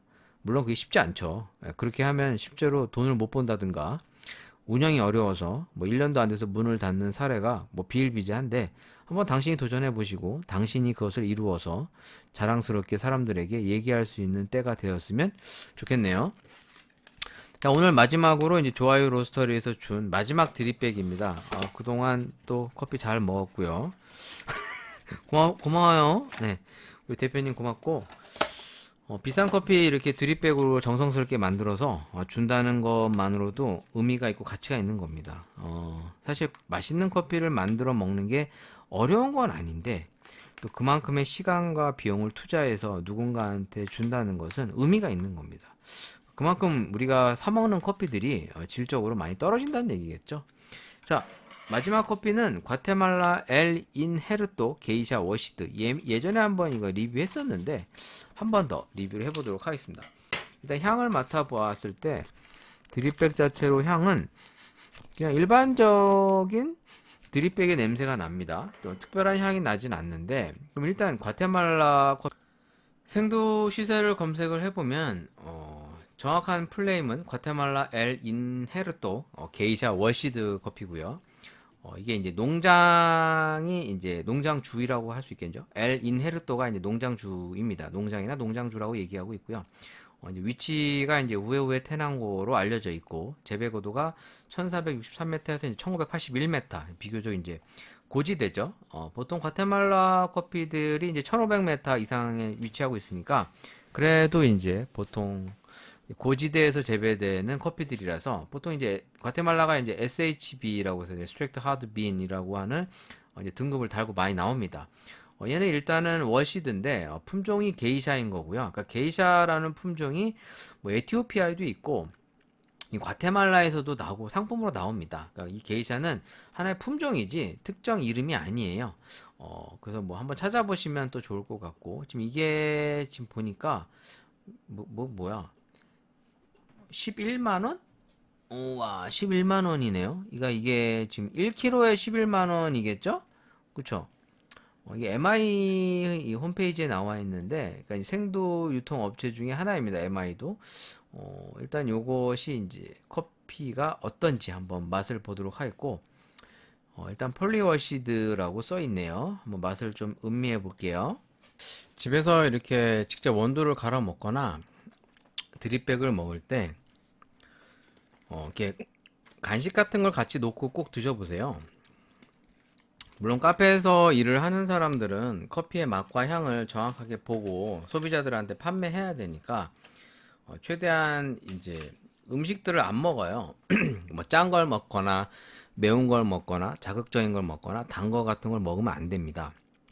왜냐면 맛과 향을 잘 느껴야 되기 때문에 직업상 그런 거지. 근데 커피를 먹고 즐기시는 분들은 그냥 편하게 먹고 마시면 돼요. 마치 이걸 먹을 때 와, 뭐 아무것도 먹지 않고 커피 맛만 순수하게 봐야 돼. 그럴 필요 없어요. 왜냐면 이게 또 간식 같은 걸 먹으면서 느끼면 맛과 향이 좀 배가 되거나 또 색다른 즐거움이 있습니다. 실제로. 오늘 이 커피는 제가 좋아하는 오븐에 구운 초코 퐁당 바나나 빵이랑 같이 먹으려고 그래요. 이거 뭐 홍보하는 거냐고요? 아니에요. 내 돈 주고 내가 산 거야. 제가 요 바나나 빵을 좀 좋아합니다. 이상하게 요 바나나 향 나는 빵이 맛이 입맛에 맞더라고. 나 커피부터 먹어야죠. 커피 향 자체는 상당히 좋고 로스팅된 상태를 보니까 상당히 밝습니다. 밝게 돼 있는데 이거를 천천히 내려서 커피를 먹어보고 바나나 빵이랑 같이 먹을게요. 자, 천천히 뜸을 들여서 이 초코 바나나 빵이 이게 좀 대기업에서 오는 게 아니라 중소업체 거더라고요. 저도 이거 편의점이래. GS 슈퍼인가? 거기서 샀는데 검색해 볼까? 오븐에 구운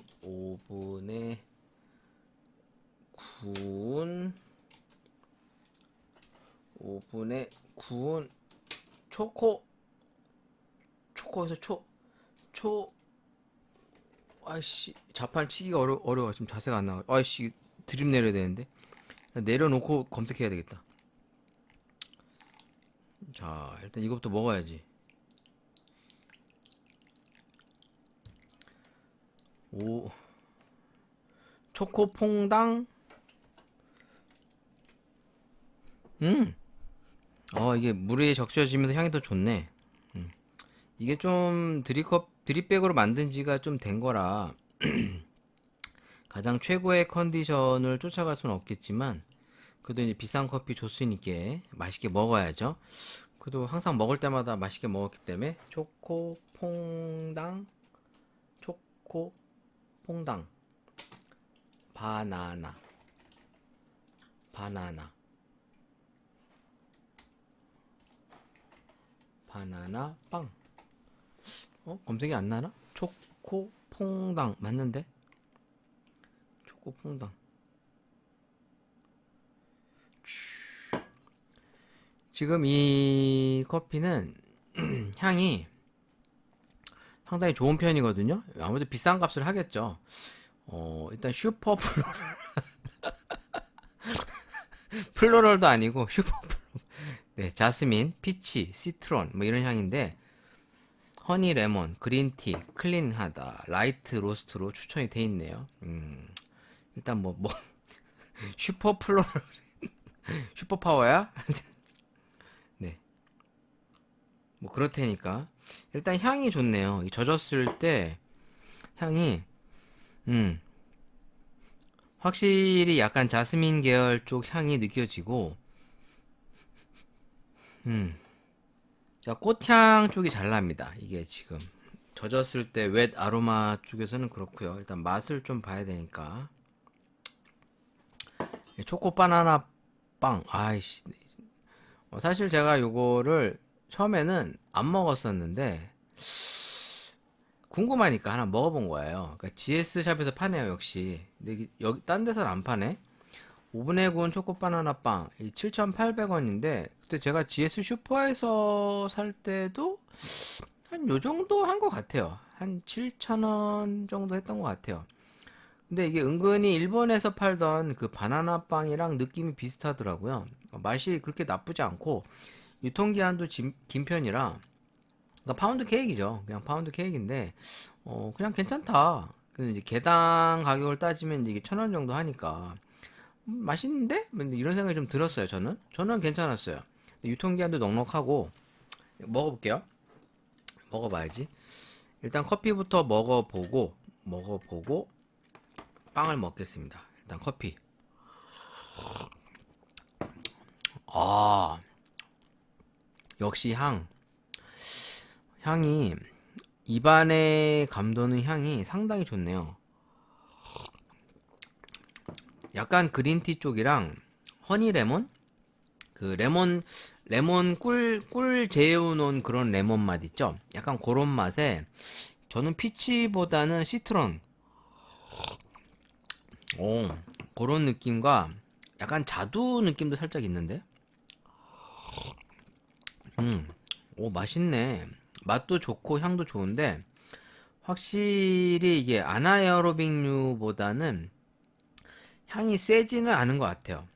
이 발효 아나에어로빅 가공법의 커피들보다는 조금 더 깔끔하면서 향이 인위적으로 쓰지 않습니다. 이럴 때 바나나 빵 하나 딱 먹는 거야. 이거 먹으면서 커피 먹어.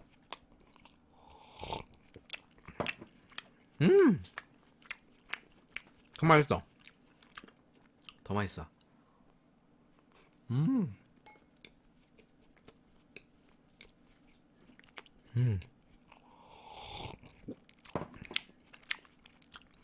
이걸 먹으면 빵 먹고 커피 먹잖아요.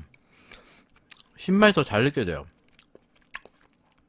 이 새콤달콤한 신맛이 더 잘 느껴지고, 이 바나나 빵보다도 커피가 더 이렇게 좀 살아나요. 맛있는데? 난. 근데 이 제품이 이렇게 막 많이 안 팔아서 저도 이제 보고 먹어보니까 입맛에 맞아가지고. 근데 이런 거는 디저트로 활용해도 괜찮을 것 같아요. 가격이 싸면 약간 그 마들렌의 초코 잎인 것 같은데, 오히려 마들렌보단 전 이게 더 나은 것 같습니다. 이게 약간 바나나 향도 나는 게, 요즘 보면 초코퐁당 바나나빵 검색하면 제품이 별로 안 나오네요. 이게 이제 후기나 이런 블로그 글은 좀 있는데, 위메프에서는 9,000원. 비싸다. 지금 제가 갖고 있는 게, 이게 8개 들어있는 거예요, 8개. 8개 들어있는데, 배송비 3,000원에 이 판매가 9,000원. 비싼데? 제가 이거 샀을 때는 한 7,000원대 산 것 같은데? 한 7,800원에 산 것 같아요. 그 GS 슈퍼에서. 근데 지금 평가를 좀 볼까요? 바나나빵 저도 먹어봤어요. 라면서 올라왔는데,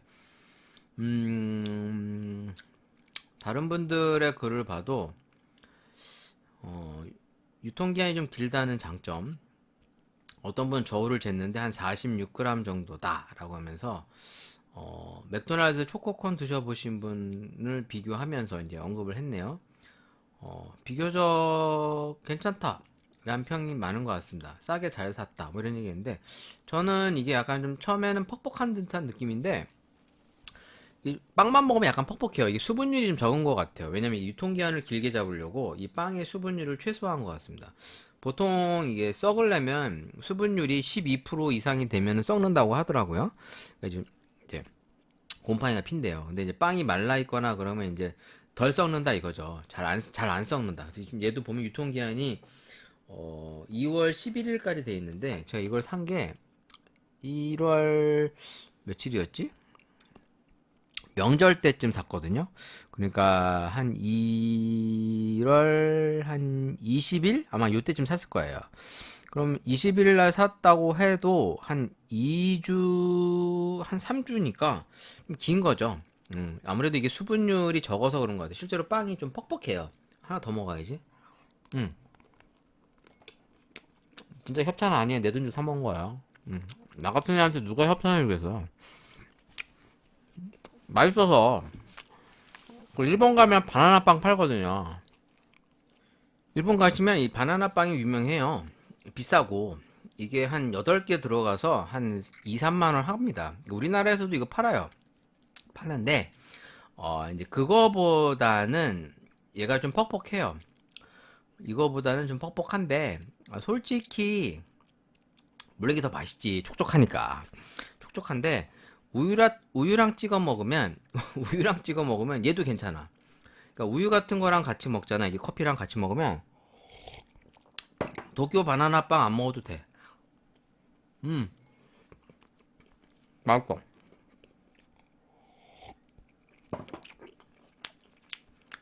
도쿄 바나나 빵 먹고 싶으면 여기에다가 우유를 좀 적셔 주세요. 느낌 비슷해요. 일본 여행 가면 옛날에 이 바나나 빵 사오는 게 좀 유행이었거든요. 아마 저기 기타 큐슈, 그러니까 후쿠오카 이런 데 가도 아마 바나나 빵 많이 팔 거예요. 관광지 같은 데서. 저도 예전에 큐슈 놀러 가고 그러면, 예전에 벌써 한 10년 전에 가면 이제 바나나 빵 선물로 사와서 이제 집에 선물로 드리고 그랬던 거 기억이 나거든요. 근데 몇 개 안 들어있어. 비싸고. 차라리 이거를 좀 약간 촉촉하게 만든 다음에 선물로 팔어.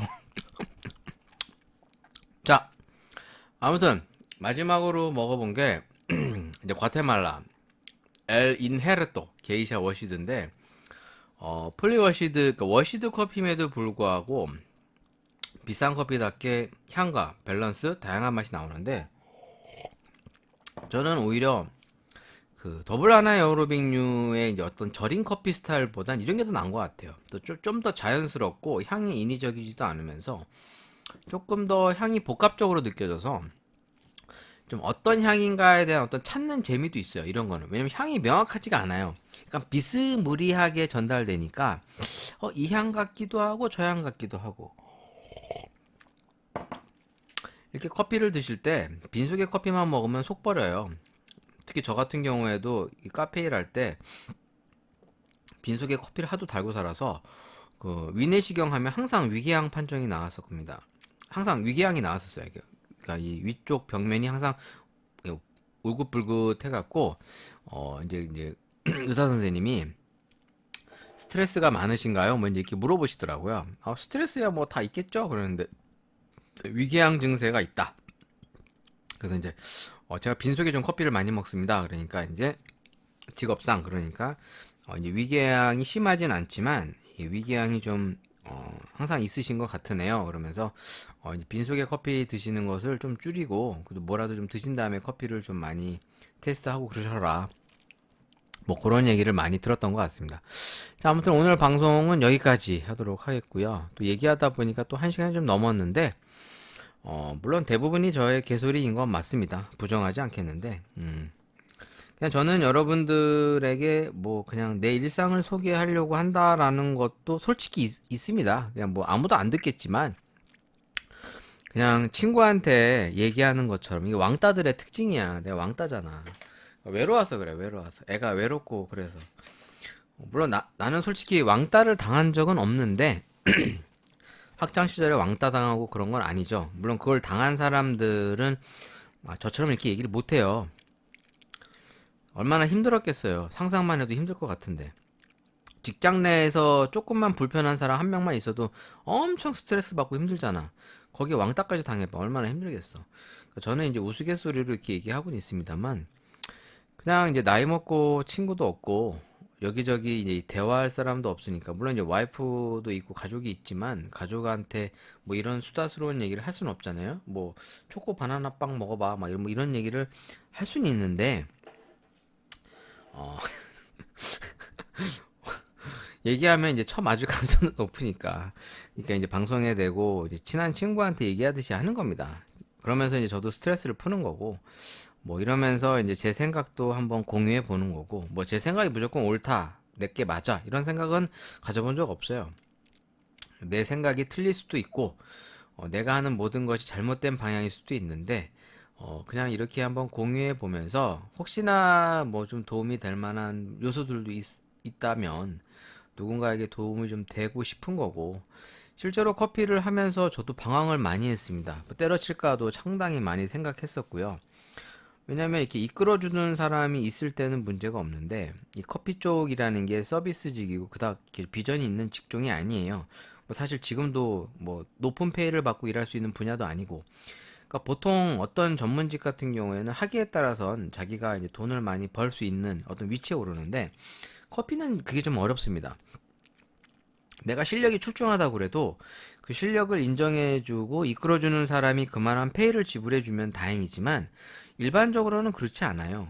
제가 아무리 뭐 로스팅을 잘하고 커피 추출을 잘한다고 해서 저한테 월급을 뭐 한 달에 500, 600씩 주는 사람은 없어요. 제 지금까지 만나본 바로는 그래요. 물론 말로는 인센티브 어쩌고 막 그렇게 뭐 허울 좋게 얘기하는데 결론은 그런 게 현실적으로 와닿지도 않고 잘 없습니다.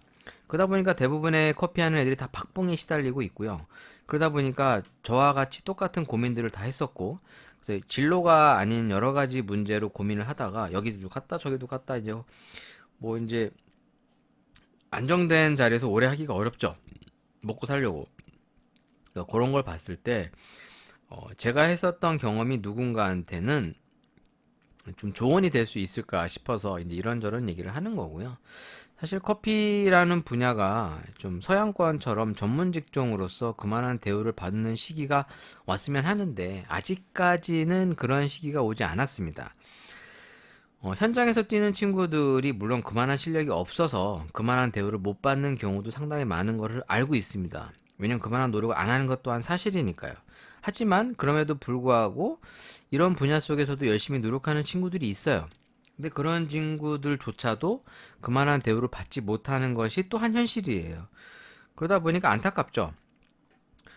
그러다 보니까 애들이 똑같은 돈을 받으니까 이제 자괴감이 오는 거예요. 일 똑바로 안 하는 놈이나 나같이 열심히 미친 듯이 일하는 놈이나 돈을 똑같이 줘. 물론 그런 걸 알아보고 사장이 조금 더 대우를 해주거나 뭐 직급을 높여준다든가 뭐 스카웃을 한다든가 어디로 더 어떤 좋은 기회를 만들어 주는 경우도 있지만 보편적으로는 다 그렇진 않아요.